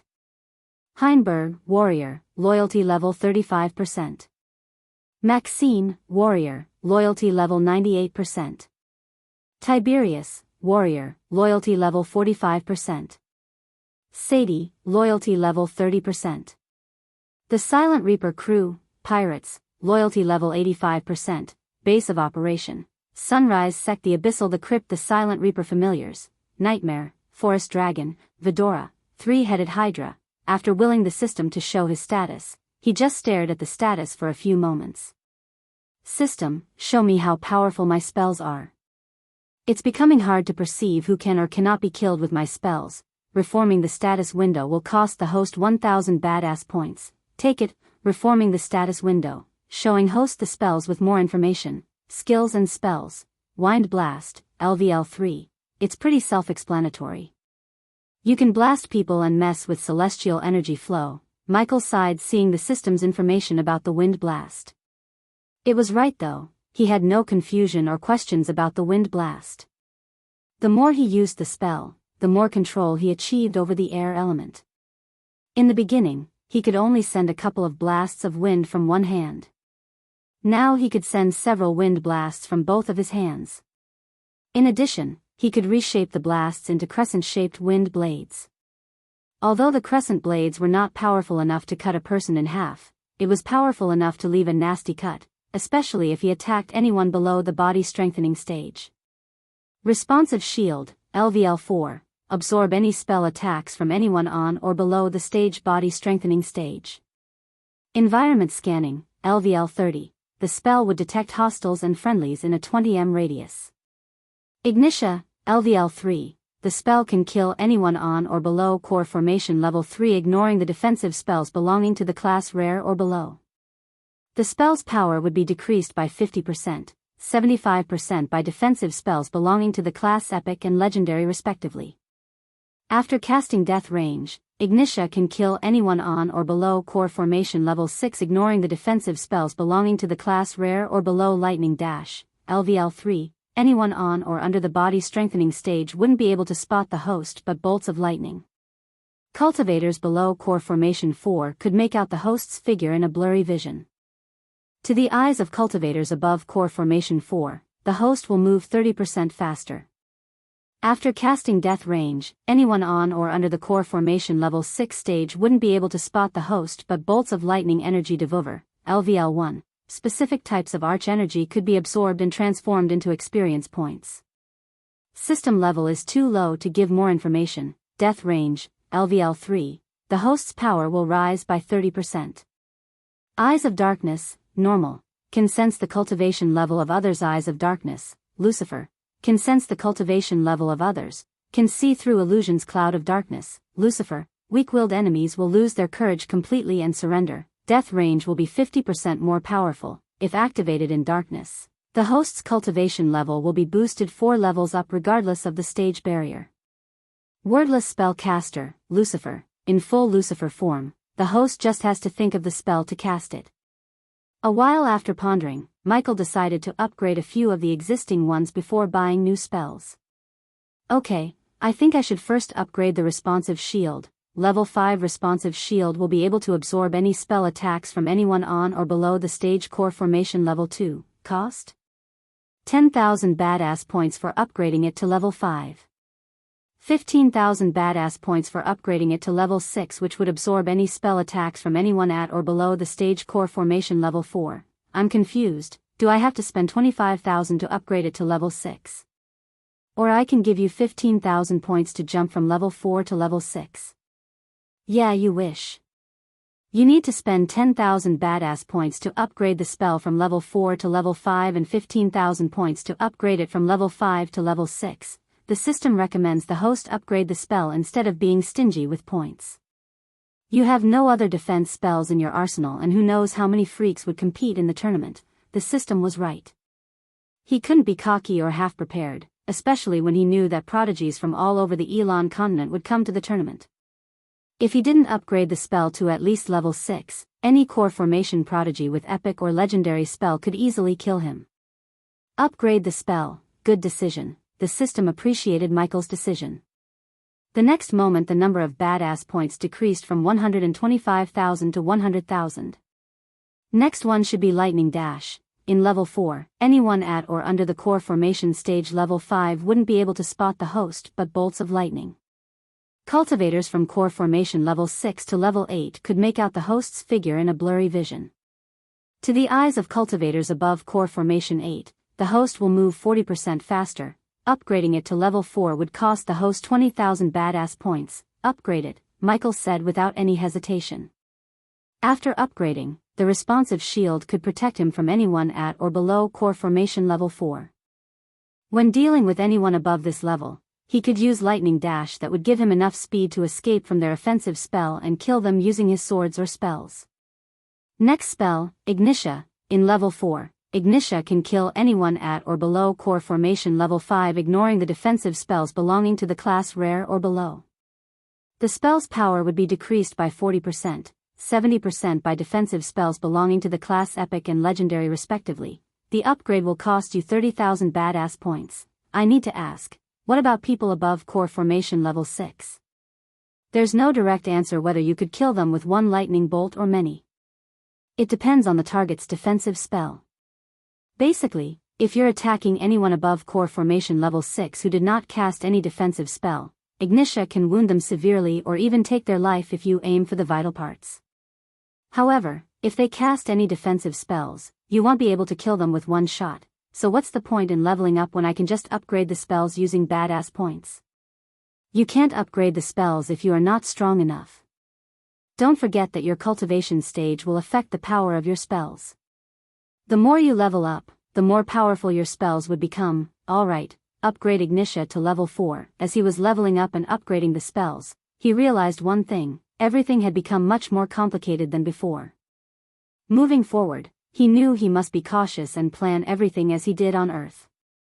I have posted the character image of Harriet Hunt with her theme music. Come check it out. Chapter 3:14. After upgrading the spells, he had 50,000 badass points remaining. However, he was not finished upgrading his spells. System, I need you to tell me how much would it cost me to upgrade the runic teleportation so I can teleport people who are not my subordinates without buying teleportation scrolls every single time? Every time he teleported someone who's not his subordinate, it cost him from 4,000 badass points to 10,000 points depending on the teleportation destination and number of people he had to teleport. If he could teleport people by any other means, he wouldn't have to carry the container to the Silent Reaper. Why do you want to do that? Michael sensed a slight panic in its voice. The system was happily selling him teleportation scrolls. Hearing him want to change his methods frightened the system, as it wouldn't get many badass points as it did before. Can you or can you not? Michael very well knew the reason for the system's panic. Of course the system can. But unlike the teleportation scrolls, the runic teleportation will be able to only teleport 3 people who are not the host's subordinates at once. It would cost you 45,000 badass points. The system recommends you to keep buying teleportation scrolls as they are more time efficient and take less toll on your body. Oh, you recommend? Michael chuckled. No need, just upgrade the runic teleportation. You do know that you can't use runic teleportation while you're in a battle, right? I know, system. I'm not gonna keep buying your teleportation scrolls unless I absolutely have to. So be it. The system sounded mad. Soon his badass points decreased to 5,000 points, ending his upgrade spree. He wanted to upgrade Wind Blast if he had enough points. Since it wasn't the case, he decided to upgrade the spell later. Although he didn't upgrade the spell, leveling up gave the spell enough power boost to knock out a group of weak cultivators in a few seconds. System version 3.0 Host, Michael Cultivation Level, Core Formation Stage, Level 10 Experience Points, 400,000/400,000, 1,300,000 points remaining to be consumed. Badass points, 125,000 skills and spells, Wind Blast, LVL 3 Responsive Shield, LVL 5 Environment Scanning, LVL3 Ignitia, LVL4 Lightning Dash, LVL4 Energy Devolver, LVL1 Death Range, LVL3 Eyes of Darkness, Normal, can sense the cultivation level of others. Eyes of Darkness, Lucifer, can sense the cultivation level of others, can see through. Illusions. Cloud of Darkness, Lucifer, weak-willed enemies will lose their courage completely and surrender. Death range will be 50% more powerful. If activated in darkness, the host's cultivation level will be boosted 4 levels up regardless of the stage barrier. Wordless Spellcaster, Lucifer, in full Lucifer form, the host just has to think of the spell to cast it. Techniques: Swords of Destiny, 93% Mastery. Ring of Fire, 69% Mastery. Serpent Maga, 90% Mastery. Occupation: Core Disciple of Sunrise Sect, the Guardian of Sunrise Sect, Lord Lucifer of the Abyssal, the Dark Lord. Status: Healthy Goals: Control the world, rebuild the Order of Death. Utility function: Banker, LVL3, ratio, 1000 gold coins, 10 badass points, runic teleportation, X-ray vision, also integrated with Eyes of Darkness, wealth, 1,900,000 gold. Special trait, 5-star alchemist. 3-star. Inventor. Subordinates: Gaia, warrior, loyalty level 100%. Raylene, 5-star chef, loyalty level 99%. Arya, assassin, loyalty level 38%. Heinberg, warrior, loyalty level 35%. Maxine, warrior, loyalty level 98%. Tiberius, warrior, loyalty level 45%. Sadie, loyalty level 30%. The Silent Reaper crew, pirates, loyalty level 85%, base of operation, Sunrise Sect, the Abyssal, the Crypt, the Silent Reaper familiars, Nightmare, Forest Dragon, Vidora, 3-headed Hydra. After taking a second look at his status window, he was satisfied. He exited the system to see everyone staring at him. His eyes were fixed on Shorty, who was shivering due to the alcohol withdrawal. Shorty's determination to become a cultivator surprised him. At first, he thought Shorty was asking him to become a cultivator for fun, but his determination told Michael that fun wasn't the only thing Shorty is looking for. Sadie was still sobbing. Her anger was overshadowed by guilt and grief. Turning his gaze back to Shorty, Michael began to speak. He was still in his full Lucifer form, so his voice wasn't humane, it sounded unearthly. Gibson, tell me how many types of people there are in this world? Michael asked Gibson, who was standing behind the throne. 2 kinds. Good and bad? Gibson said with uncertainty. Do you know the difference between them? Michael asked. Good people are good, bad people are bad? Yet again, Gibson sounded uncertain. None of them had a clue why Michael was asking these questions, including Gaia. That's a textbook answer, Gibson. In real life, the answer is much different than that. Michael stood up from his throne. Good people think if they don't hurt others, they don't get hurt. They try to live by a code of honor or the word of God or anything that lets them sleep at night peacefully. They don't realize they are just prey for the bad ones. As he was speaking, he walked to Sadie. Even if they do realize it, they can't do what's necessary to protect themselves and people they care about. The code they live by, it's a prison that hurts them forever. If they end up in a mess, they just expect someone else to save them. The funny thing is, they expect that someone else will clean up their mess without crossing their code. If he or she did, the good ones brand them as evil, dark ones, etc., etc. Michael made his way towards the cloth wrap thing. Let me show you the difference between a good person and a bad one. He took off the cloth after speaking to reveal the 2 bloodied core strengthening cultivators. They were tied up to separate poles. The cloth wrapped around their mouths prevented them from screaming or making a sound. These 2 pathetic worms helped someone kidnap 40 young girls, witnessed the girls suffer unspeakable things, and finally, they tried to smuggle the girls somewhere. Probably whoever asked them to kidnap the girls planned to sell them as slaves for a price. Tears broke out of Sadie's eyes as Michael went on. 20 girls died in that container and the rest of them have been scared for the rest of their lives. Now those girls were good girls who just obeyed an order of their superior. Michael put his hand on one of the cultivator's shoulders. He started to apply pressure as the shoulder bone began to crack. The cultivator's scream of agony was muffled by the cloth. The cracking sound of the bone gave a chilling to the pirates. Sadie here is also a good girl.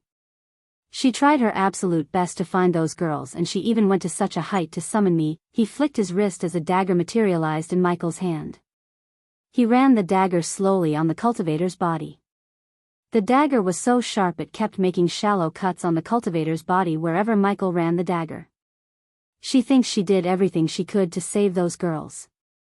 But what about doing something to punish the person responsible for this? Sadie, can you do what's necessary to find the person who is responsible? From these 2-inch, Michael asked. Everyone turned their gazes towards Sadie. Since they didn't see the ravaged status of the girls in the container, they didn't feel any anger or sadness but were just curious to see what Michael was going to ask her to do. She slowly walked towards the 2 cultivators.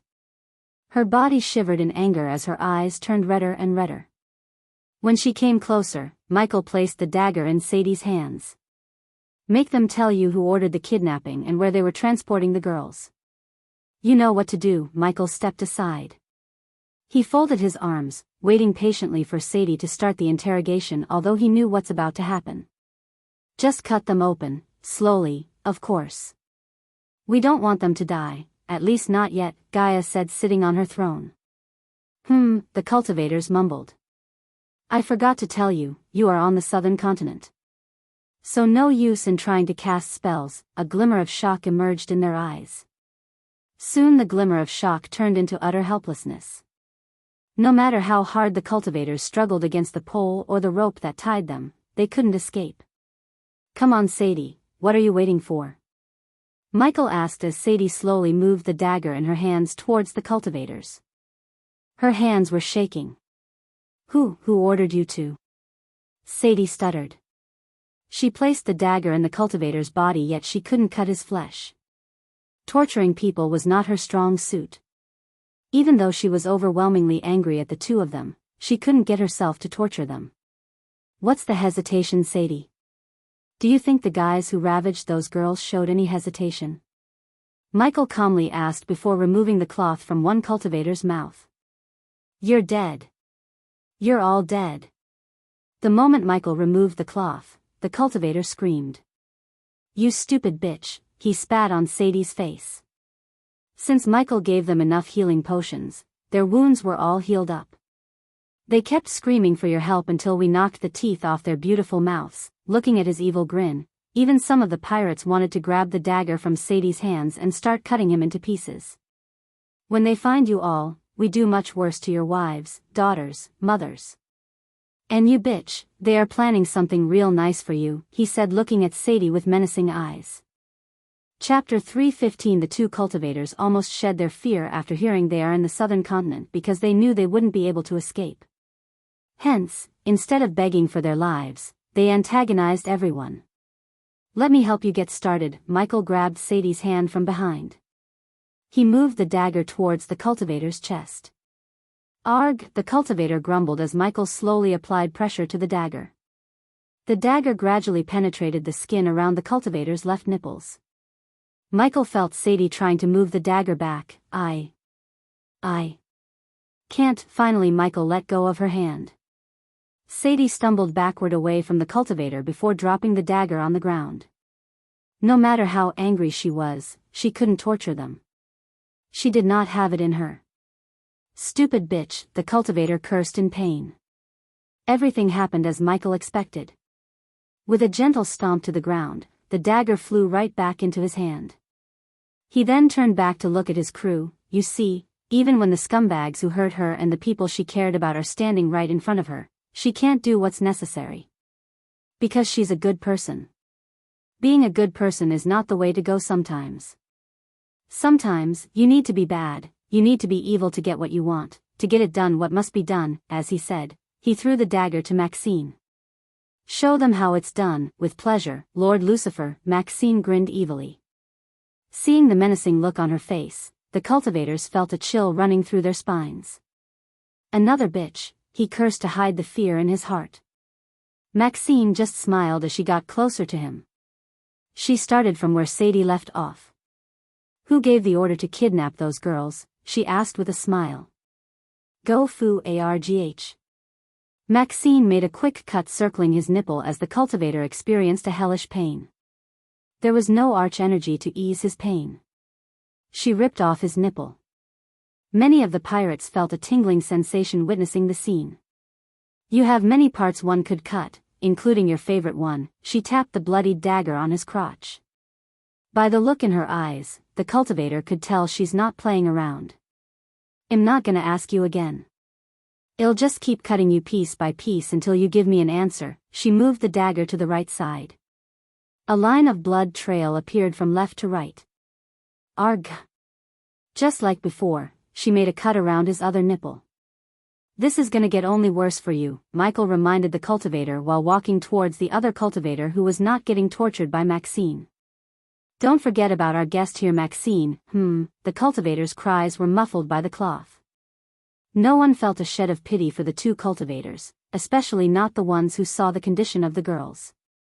Back on Earth, Michael witnessed gory scenes while dealing with human traffickers, but compared to what the Silvermoon girls went through, the girls on Earth had it easy. I'm getting bored here. How about we spice things up?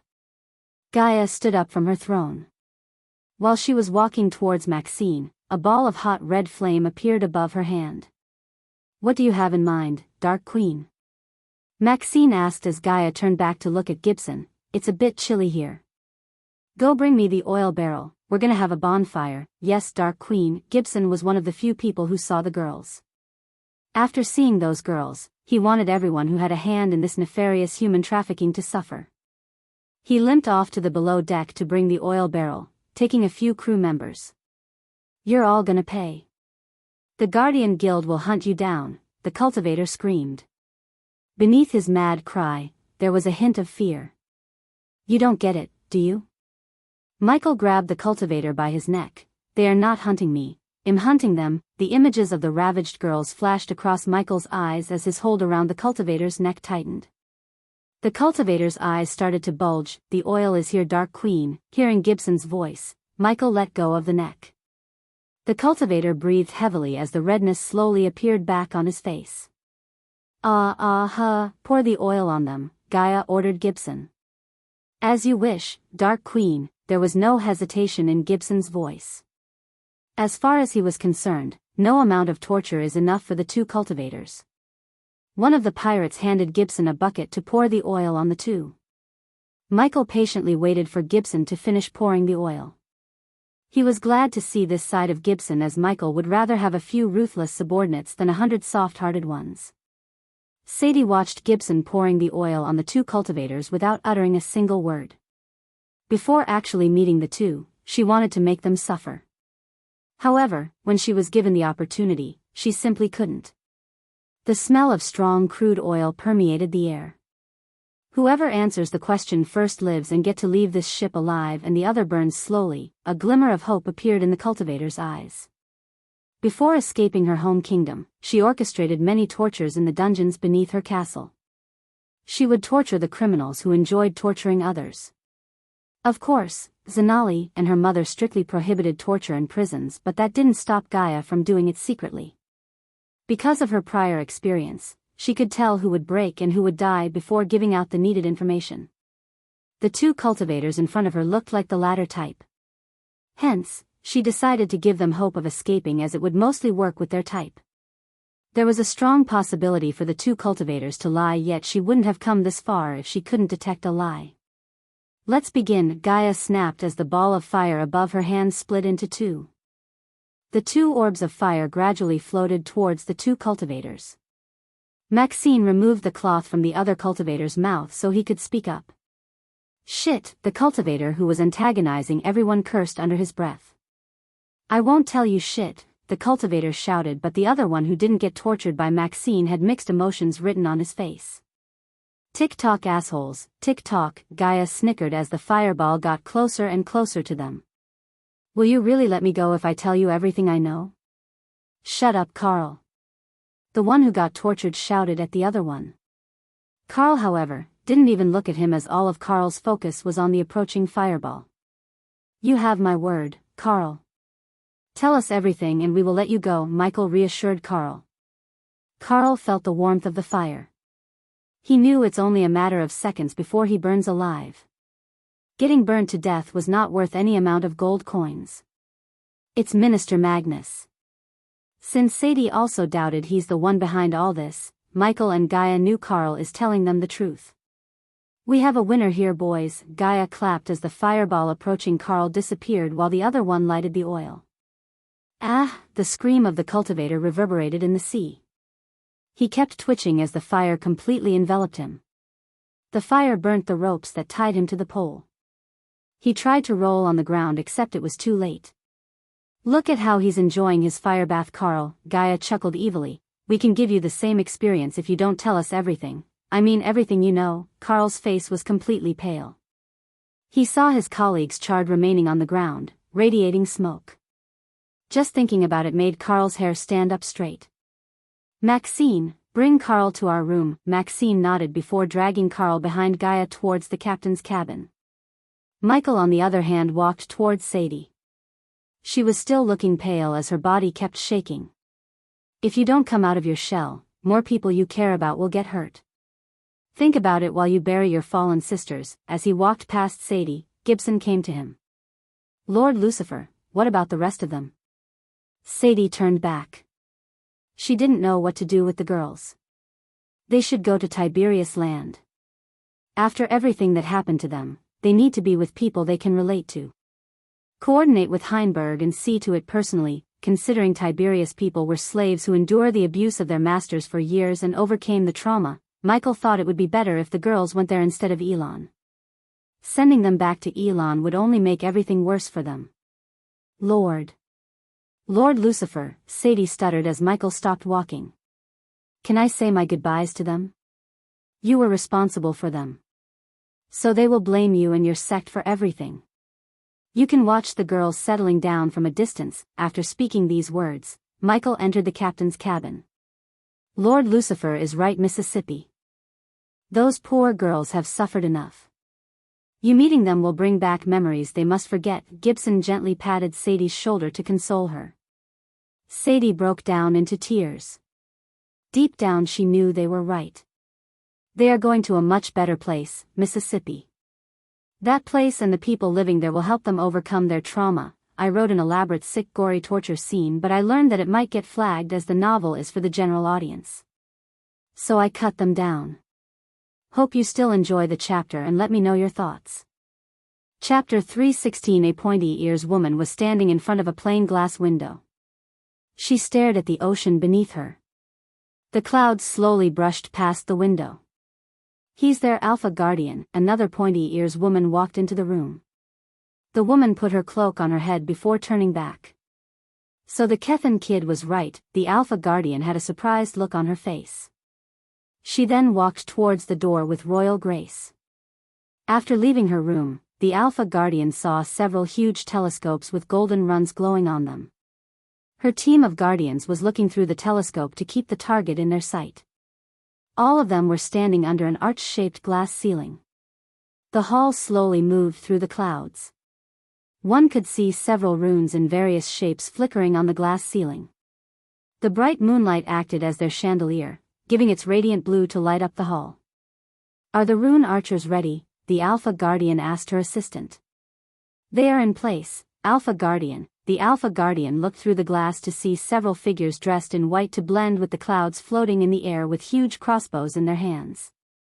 Her gaze then locked on the ship floating on the horizon. "Alpha Guardian," another one entered the room. The figure quickly knelt in front of the Alpha Guardian before taking off the cloak. "Is your team ready, Guardian Peyton?" "We are waiting for your order, Alpha Guardian." "Lead them well, Guardian Peyton." Peyton's brows arched up in surprise. She was lost for words after hearing the Alpha Guardian. "I cannot cross the void line as it might wake up something that shouldn't be woken up. So I'll trust you to lead the team." The Alpha Guardian's tone sounded like an order. In front of her, Peyton was meek as a house cat. "You won't regret this, Alpha Guardian." Peyton never looked so proud and confident in her life before. She now had the power of the entire Hunter Guardians behind her. Just as Peyton was about to leave, the Alpha Guardian called her. "Peyton, we don't take prisoners." Her words were cold, filled with murderous intent. Peyton nodded obediently before leaving the hall. "Tiriana." After Peyton left the hall, the Alpha Guardian called her second in command. Alpha Guardian, shadow them and protect the Kethan kid. He's not ready yet, as you wish, Alpha Guardian. But why send him in at all if this is not safe for him? For the rest of the Guardian Guild, Tiriana was Alpha Guardian's second in command, but in reality, they were best friends. Hence, only Tiriana had the guts to question the Alpha Guardian.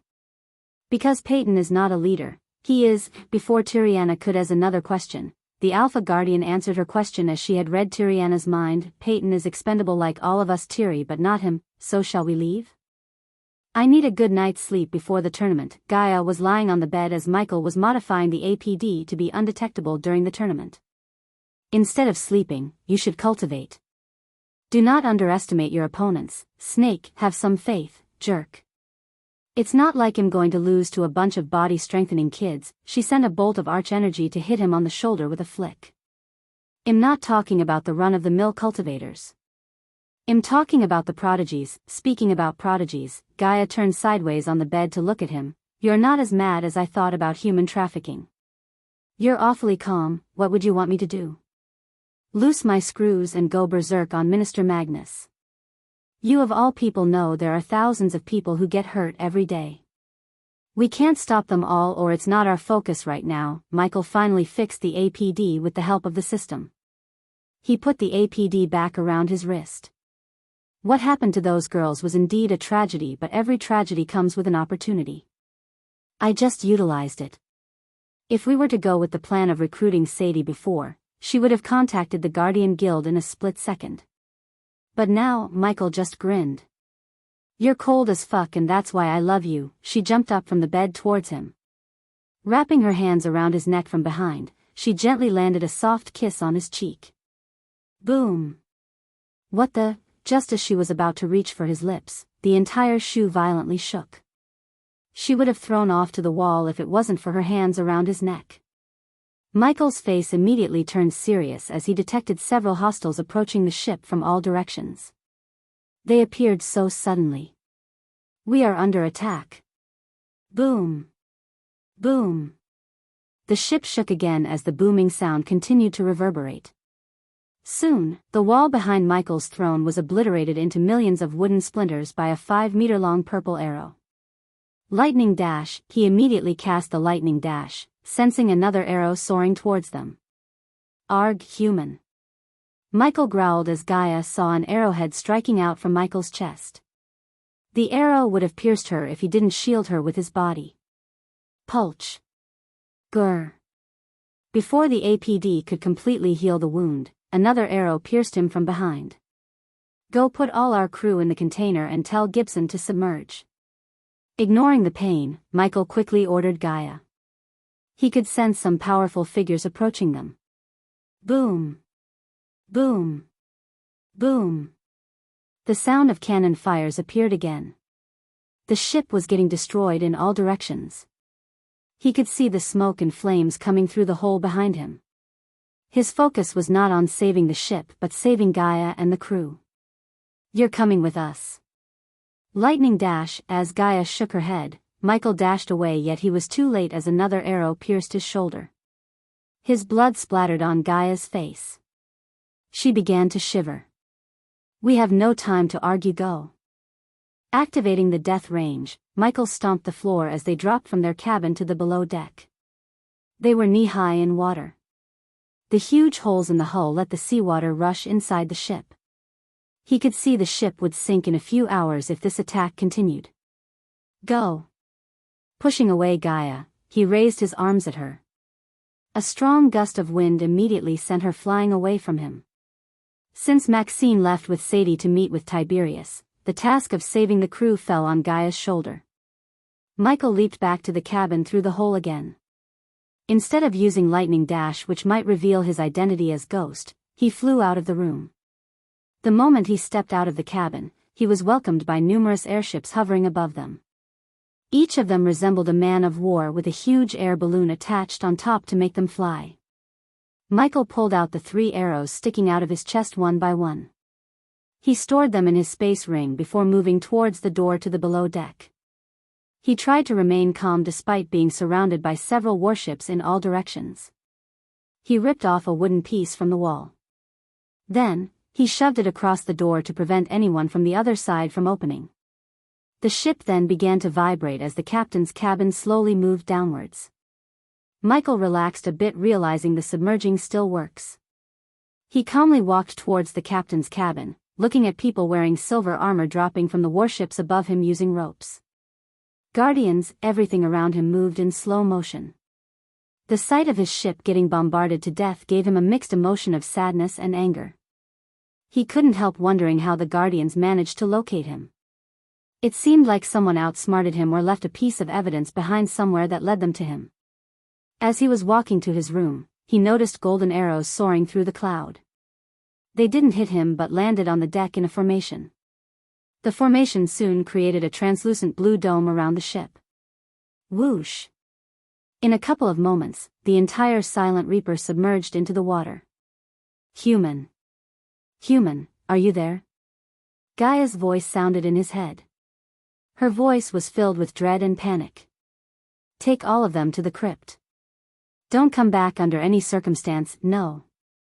You can't leave me, her voice stuttered, I'm not. Just do what I said. I'll put airbags in your space ring, use them to breathe underwater.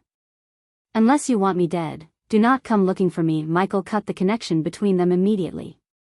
He didn't have time to argue with Gaia. Entering the system store, he quickly bought airbags for the crew to breathe inside the container. The host cannot use runic teleportation while in a battle, the system reminded him. Although he did not forget about this, he just tried his luck. His room immediately flooded with seawater. He sat on his throne waiting for the ship to emerge so he could welcome the Guardians personally. As he was sitting on his throne, the cloud of darkness slowly faded away. He felt something blocking him from using arch energy. The sensation was similar to what he felt during the fight with the young master. The young master used a rune formation to prevent Ghost from using the lightning dash. This felt similar but stronger. After the ship emerged from the water, in addition to hearing several footsteps, he also sensed the warship circling the Silent Reaper in a diamond formation. His X-ray vision enabled him to see through the wall. He could see at least 50 core strengthening stage cultivators with crossbows, spears, and swords surrounding the cabin.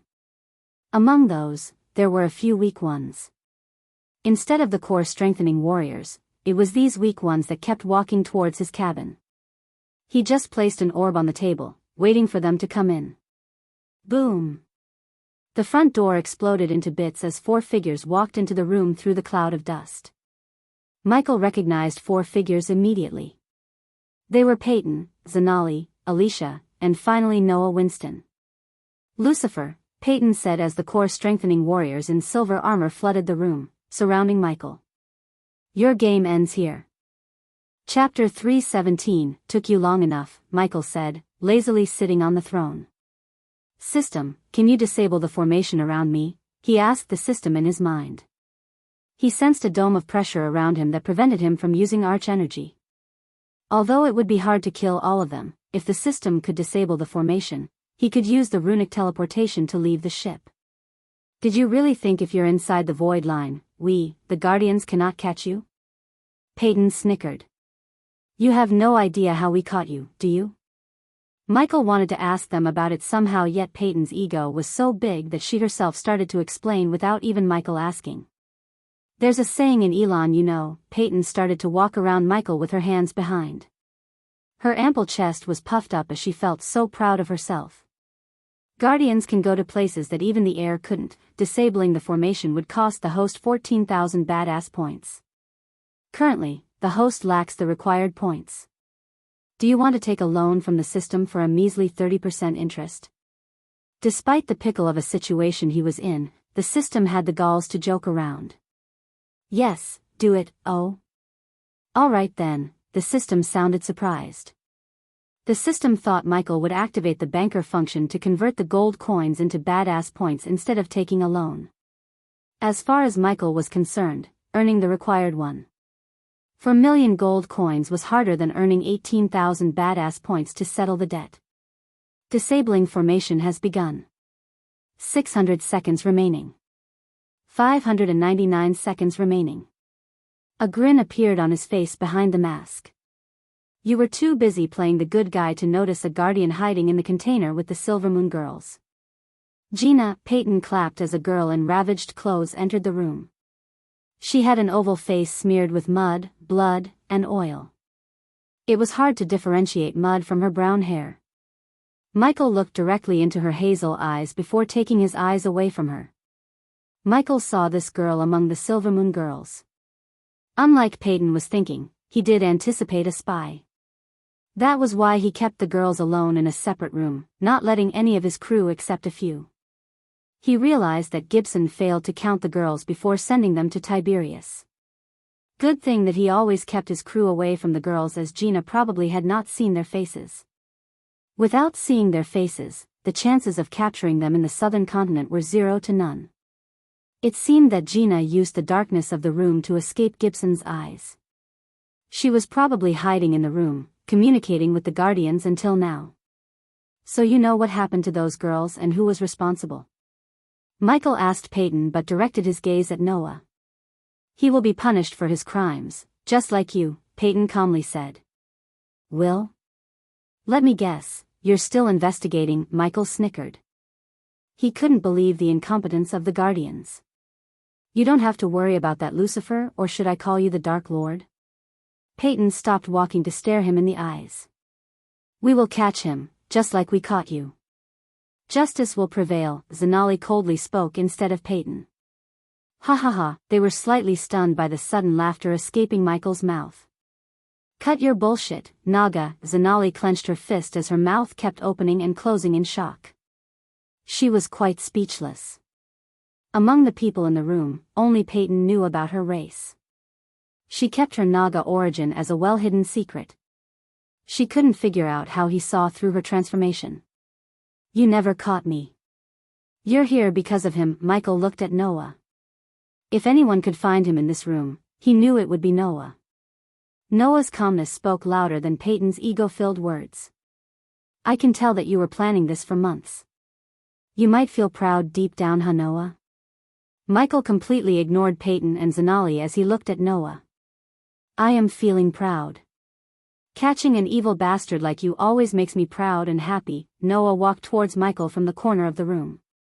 He flicked his wrist as a throne made of pure gold appeared before the table, directly opposite to Michael. Everything around them slowed down, including the time itself. For a moment, Zanali saw a bright light radiating from Noah while pitch-black darkness radiating from Lucifer. You just used the girls who were raped, tortured, and killed to catch me. If I'm evil, what do you think makes you? Have you ever tried to catch Minister Magnus? Or you want more dead bodies as evidence before catching him? Don't worry, after dealing with you, I'm going straight to Minister Magnus. He will pay for what he did, just like you. What about his partners? Do you know the containers they were using to smuggle girls had the symbol of Guardians, not just the one Gina was in? Michael's question stunned Noah. Unlike Michael, who lived 2 lives, Noah was still naive compared to him.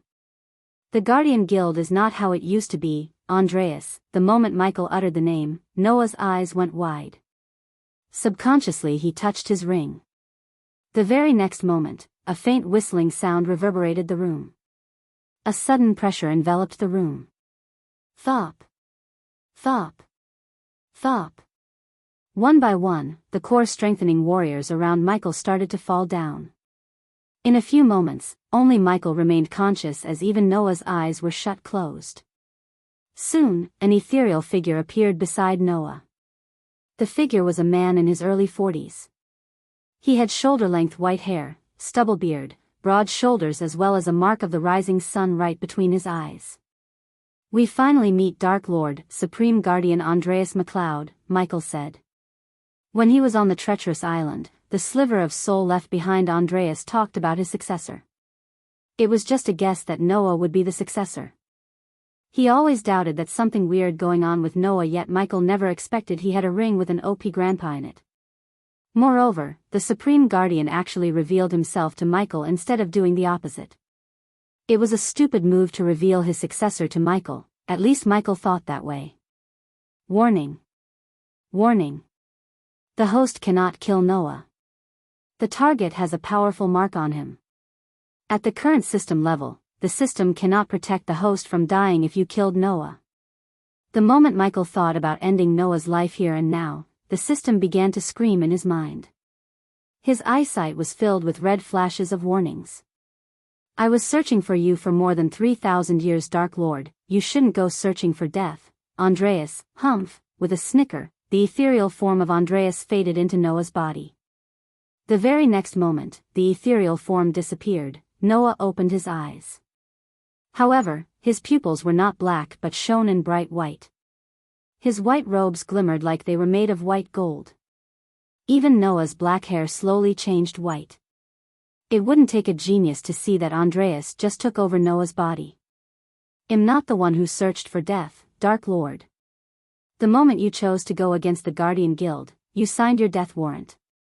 I'm glad we stopped you before you could start a war. Michael slightly leaned forward, but the Supreme Guardian flicked his wrist as numerous spikes made of celestial energy materialized around Michael, ready to skew his body. Don't even think about it. This ends now. Michael could feel any one of these spikes could end his life if Andreas wished. You were right about one thing though. The Guardians are indeed becoming idiots. They still haven't unmasked you yet. I want to see if you're really the devil or a traitor of the human race. An ethereal hand moved towards Michael's mask. I wouldn't do that if I were you. The hand stopped for a second. System, connect the video feed of Noah's home to the orb before me. Teleporting away from the room was one of his plans. It was plan A. However, at this moment, he chose to go with plan B. The moment he saw Noah, he plotted this plan in his mind. With pleasure, Andreas noticed the orb on the table between them suddenly glowed. Soon, the glass orb started to show him a familiar place, Noah's home. The bright glow in Noah's eyes flickered. I made your entire guild piss their pants before even I came to this world. In the Dark Lord. The moment the words Dark Lord escaped his mouth, he willed the system to activate the Cloud of Darkness and the Eyes of Darkness, showing his complete Lucifer form to the Supreme Guardian. You have no idea what I'm capable of. His crimson red eyes moved away from Noah to Gina, who was lying on the ground unconsciously. The Supreme Guardian turned his neck to see Gina. Michael controlled the spiders in the room to move to Gina. He controlled the spiders telepathically to inject her with their poison. A few seconds after, at first, her body twitched. Then the Supreme Guardian saw a white form coming out of her mouth as her body started to twitch violently. The form quickly turned white to red while her eyes rolled back. Ding! Congratulations to the host for successfully being a badass. The reward is 5,000 badass points. Ding! Congratulations to the host for successfully being a badass. The reward is 4,000 badass points. Chapter 318. Look at that, they are having a family dinner. Michael evilly chuckled looking at the orb before him. Noah's eyes flickered, indicating Noah trying to take back his body. By destroying the ship, you Guardians made it personal. So what if I take something you love, Noah? For example, your little sister. Michael slowly, just very slowly moved his finger to snap. Stop, Andreas said as his shout shook the entire room. Get this through your thick skull, Andreas, you cannot stop me. I will warn you only once, back off or everyone you care about will die. You Guardians say I'm bad, trust me, I'm the worst. As he said, Michael snapped, willing the system to teleport him back to Abyssal. Michael wanted to confront him more, but he could feel the dizziness overcoming his senses due to the blood loss. Considering Andreas was a 6-star alchemist, Michael didn't dare to use APD. The Supreme Guardian would have recognized the healing potion, connecting the dots between Ghost and Lucifer. The tight armor kept the blood loss minimal, yet after a time, he had to leave the ship. It was also one of the reasons Michael left the ship without beating the crap out of the Guardians when they were unconscious. After Noah's body was overtaken by Andreas, his power skyrocketed from core formation stage 2 to fusion stage level 10. He knew he would not stand a chance fighting the Supreme Guardian with his current status. Fortunately, he had spiders in Noah's home to blackmail the Supreme Guardian. Else, Andreas wouldn't have let him leave without a fight. With a last glance at his silent reaper sinking into the sea, Michael teleported to the Abyssal. His heart felt heavy seeing his ship sink. Human. The moment Michael appeared in the darkroom, he heard the panic-stricken voice of Gaia. Azazel quickly waved his hand as the room immediately lightened up to reveal blood-soaked armor. Gaia's eyes watered up as she pulled off Michael's skull mask. His face was pale, blood trickled down from his nostrils. Everything hurt. Their head hurt, their chest hurt, their feet hurt. A sharp pain struck their chest from deep within him. He paused for a moment, taking a deep breath. Perhaps if he could shift his focus away from the pain to Gaia's face, it'd be easier to manage. He took a deep breath and shifted their focus, determined to swallow the pain and keep going. Activating the APD, he struggled onwards, only to stumble on Gaia. Ghost, she caught him as Nightmare wrapped his wings around him to steady Michael. Tears were rolling out of the dragon's eyes. Vidora walked away from Michael's bed to give him space to lie down. A sharp pain struck his chest from deep within. One hand wrapped around Gaia's shoulder while the other clasped his chest in agony. The pain subsided at times, only to flare up again and with seemingly increased intensity. It'd probably take a simple and obvious decision to either give up or keep going at this point, but that decision just didn't seem to come. It became harder and harder to swallow the pain, to ignore the sensations and the voices telling him to stop. On any other day, he would have used a healing potion to heal himself, but not today. The arrow pieces inside his body stopped the healing potion from healing him. "My lady, quickly remove his armor," Azazel instructed Gaia. Nightmare helped Michael lie down on the bed. Soon, the white mattress turned red in his blood. "Why aren't you using the healing potion?" She ripped off Michael's armor to see 2 wounds on his chest and 1 in his shoulder. She poured the healing potion into the wounds after taking a potion from her space ring. "You need to cough," Michael tried to inform her about the arrow pieces inside his body, yet when he tried to talk, he started to cough up blood. If it wasn't for the APD injecting him with a healing potion, he would have lost consciousness completely. Seeing the blood coming out of his mouth, her mind went blank. There's something preventing the healing potion from healing him. Since Nightmare could see the energy flow with his eyes, he noticed the energy coming from the healing potion getting sucked by something inside Michael. "Then you need to cut him open and get it out," Sarba said as the other 2 heads nodded. "Yes, cough," Michael coughed before clenching her hand tightly. "What?" No, I can't, you have to, my lady. The rest of us don't have hands like you." "He's a dying bitch. Do as we say." Iag jumped between Michael and Gaia to shout at Gaia. Nightmare saw a dagger materialize in Michael's hand. He picked up the dagger before handing it over to Gaia. What if he died?" Gaia sobbed. She never felt her body shiver like this before. Her brain completely stopped working as the fear of losing Michael hit her to the core. "He will if you do nothing, Kane," the blackhead said, breaking his silence. Michael quickly paid the system to light up the places in his body where the arrow pieces were stuck. Gaia was not a doctor to operate the arrow pieces out. Therefore, he helped her by lighting up the arrow pieces' locations in his body. "What's happening?"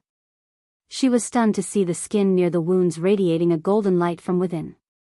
The arrow pieces, with the help of the golden light, she saw the pieces stuck inside him.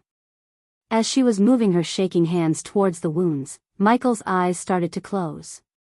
"Lord Nightmare, keep pouring the healing potion into his mouth." Azazel flicked his wrist as the healing potions Michael kept on his workbench flew directly into Nightmare's hands. Quickly the 3 heads of Vidora pulled out the corks of the healing potions. Please don't leave me," Gaia cried. The lump in her throat prevented her from speaking loudly. Gently she placed the dagger on the wound to cut. She could feel the energy pulses coming from the broken arrow pieces. In a blink of an eye, she felt all kinds of emotions like sadness, grief, anger, and resentment. "Please hurry, my lady," Azazel rushed her. She wiped off the tears from her face. Finally, she overcame her emotions, realizing the dire situation. Her hands stopped shaking as she made the first cut. Immediately blood splashed out from the wound. The piece of the rune on the arrow pulsated energy that kept gushing out Michael's blood. "There it is," Nightmare noticed a broken 3-inch arrow piece in the wound. It was glowing dimly. "Arg, what is that?" Iag noticed a silver tool appear in Michael's hand again. It looked like scissors in Gaia's eyes. The cut was only an inch wide. Therefore, if she tried to pull out the arrow piece by hand, it would do more damage. When she saw the tool, she knew how to use it. Don't cry, cough. Michael opened his eyes with great difficulty. He couldn't even move a muscle in his body. It'll be fine. Finally Michael let out these words with a gentle smile before closing his eyes.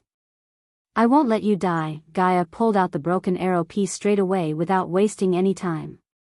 The moment the broken arrow piece exited Michael's body, the healing potion took effect. They saw the wound rapidly closing. It did not even leave a scar. Seeing the wound close up gave her the strength to move to the next wound. Almost half an hour later, Nightmare sighed a sigh of relief. All the wounds in Michael's body completely healed up.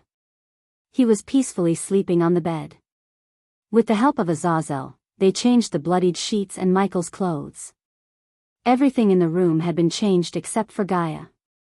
She was staring at Michael with a bloodied face and hands.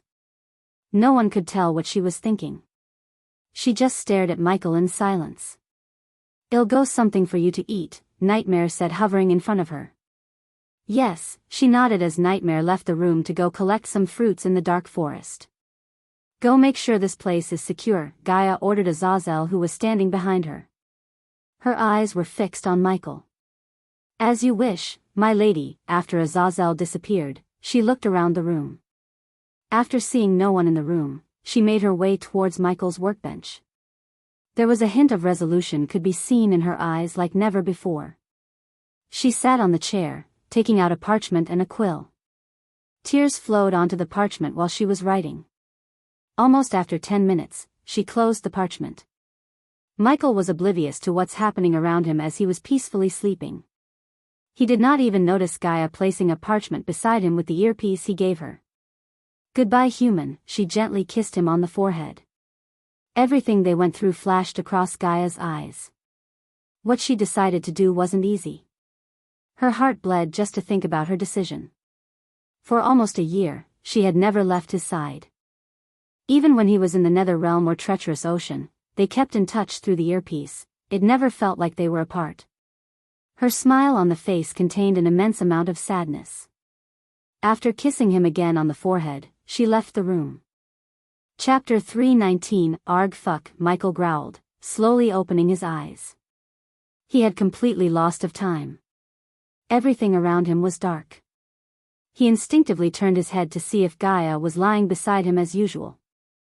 Except, when he turned aside, a parchment rolled out from his chest. Gaia, he called out for her, looking around the room. He received no response. At first, he thought she went outside. However, he felt a strange void in his heart. He picked up the parchment. Azazel, before opening the parchment, he called out for his butler. In a few mere moments, the demon butler appeared before Michael. Turn the lights on. With a wave of his hand, the demon butler lit the room. Michael opened the parchment to read. Azazel noticed Michael creasing his brows. A hint of shock and sadness emerged in his eyes. Dear human, it's funny that after everything we went through, I never knew your real name. I think even if I know your name, I might continue to call you human because you were the first person who actually helped when I needed help the most. I can still remember the day I met you vividly. This past year is the happiest time of my life. If I were to die today, I'd happily greet death as the happiest girl in this world. You are the best thing that happened to me. When you were bleeding on the bed, I couldn't do anything. That feeling was worse than death. If I was only faster, stronger, I could have helped you. These words kept repeating in my mind. I don't think I can ever go through something like that again. I'd rather die than hurt you, but I must do this for both our sakes.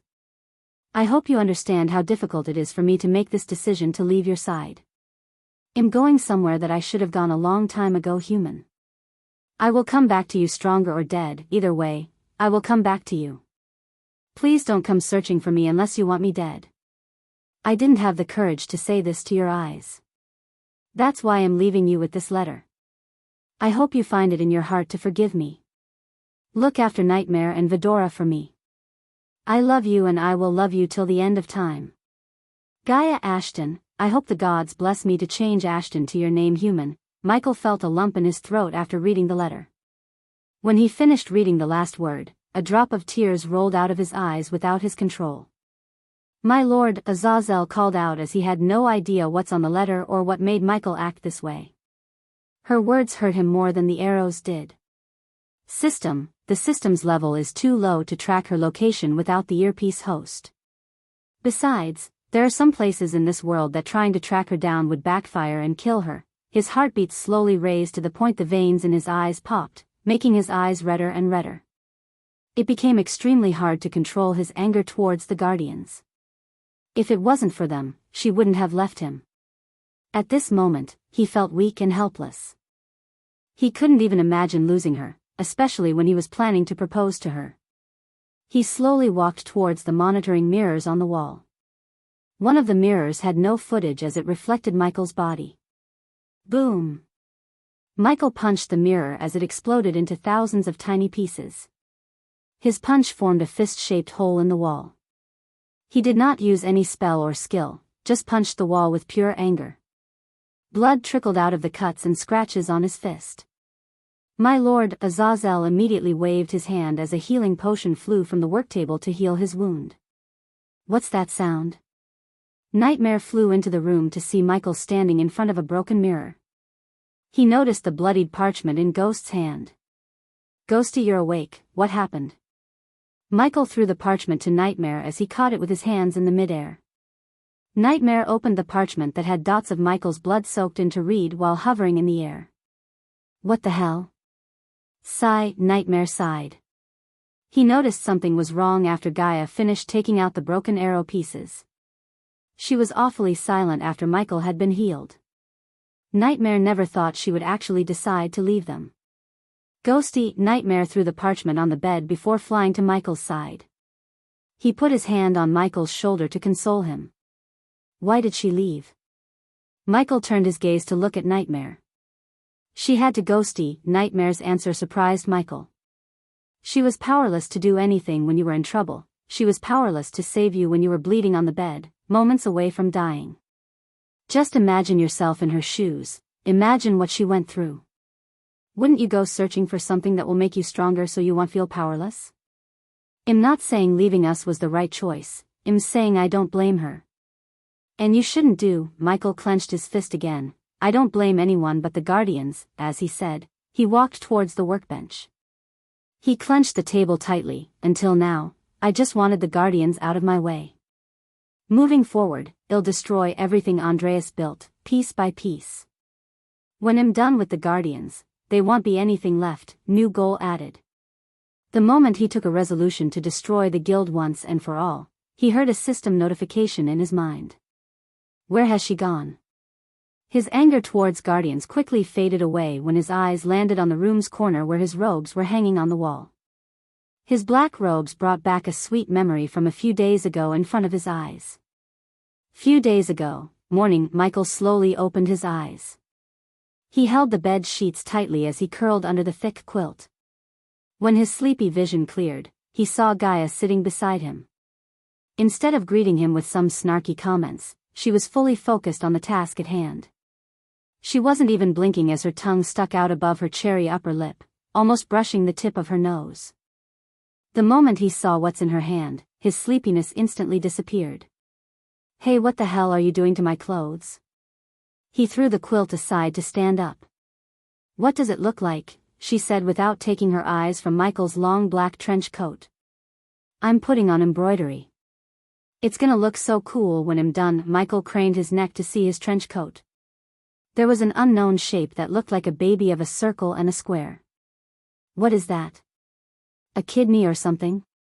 Wait, that looks like a circle with a stick in it. Only then she took her gaze away from his trench coat. She turned her murderous gaze at him. It's a G, you blind asshole, ha ha ha ha, G? Who taught you embodiment? Michael burst into laughter, making her madder and madder. She would look extremely cute when she's mad. He couldn't help pinching her soft cheeks while wrapping her with his arms.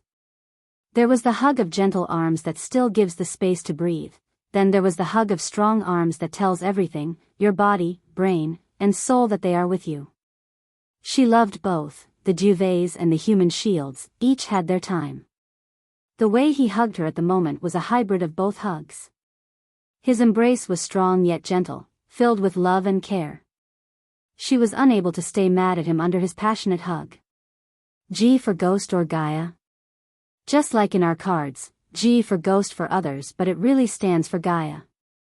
This way, she lifted his trench coat to show him her rather unique-looking G. I'll always be closer to your heart, I prefer the real thing. His hug tightened as he smooched her cheek before landing a soft kiss on her soft, rosy cheek. Did you put this embroidery on your clothes? She bit her tongue, slowly wiggling herself out of his embrace. She went to the edge of the bed. He saw a foxy smile emerge on her face. I didn't want to spoil my clothes. She quickly started to run after saying these words. I knew it, stop. Their laughter reverberated the walls of the abyssal. Their happiness lit up this dark place. Michael put on his clothes to leave Abyssal. This place never felt like home without Gaia around. He gently tapped the embodiment on his chest, reminiscing the moments with her in his mind. In the letter, she said take care of me and Vidroa, but I saw Vidora with her when she was flying away, Nightmare said. You saw her leave? Michael frowned. Yeah, I thought she's going to the sect, at least someone's with her. Michael sighed and relaxed. I trust her, she will come back to me. Finally Nightmare saw his usual smile appear on his face. Nightmare was really afraid of Michael going on a rampage or going into a self-destruct mood. But after seeing his smile, he felt like an immense amount of pressure was being lifted off of his shoulder. Come on, we have a tournament to win. You're tuning into the Dreamy Love Stories YouTube channel. Don't forget to subscribe and join us on this journey to catch the most captivating stories.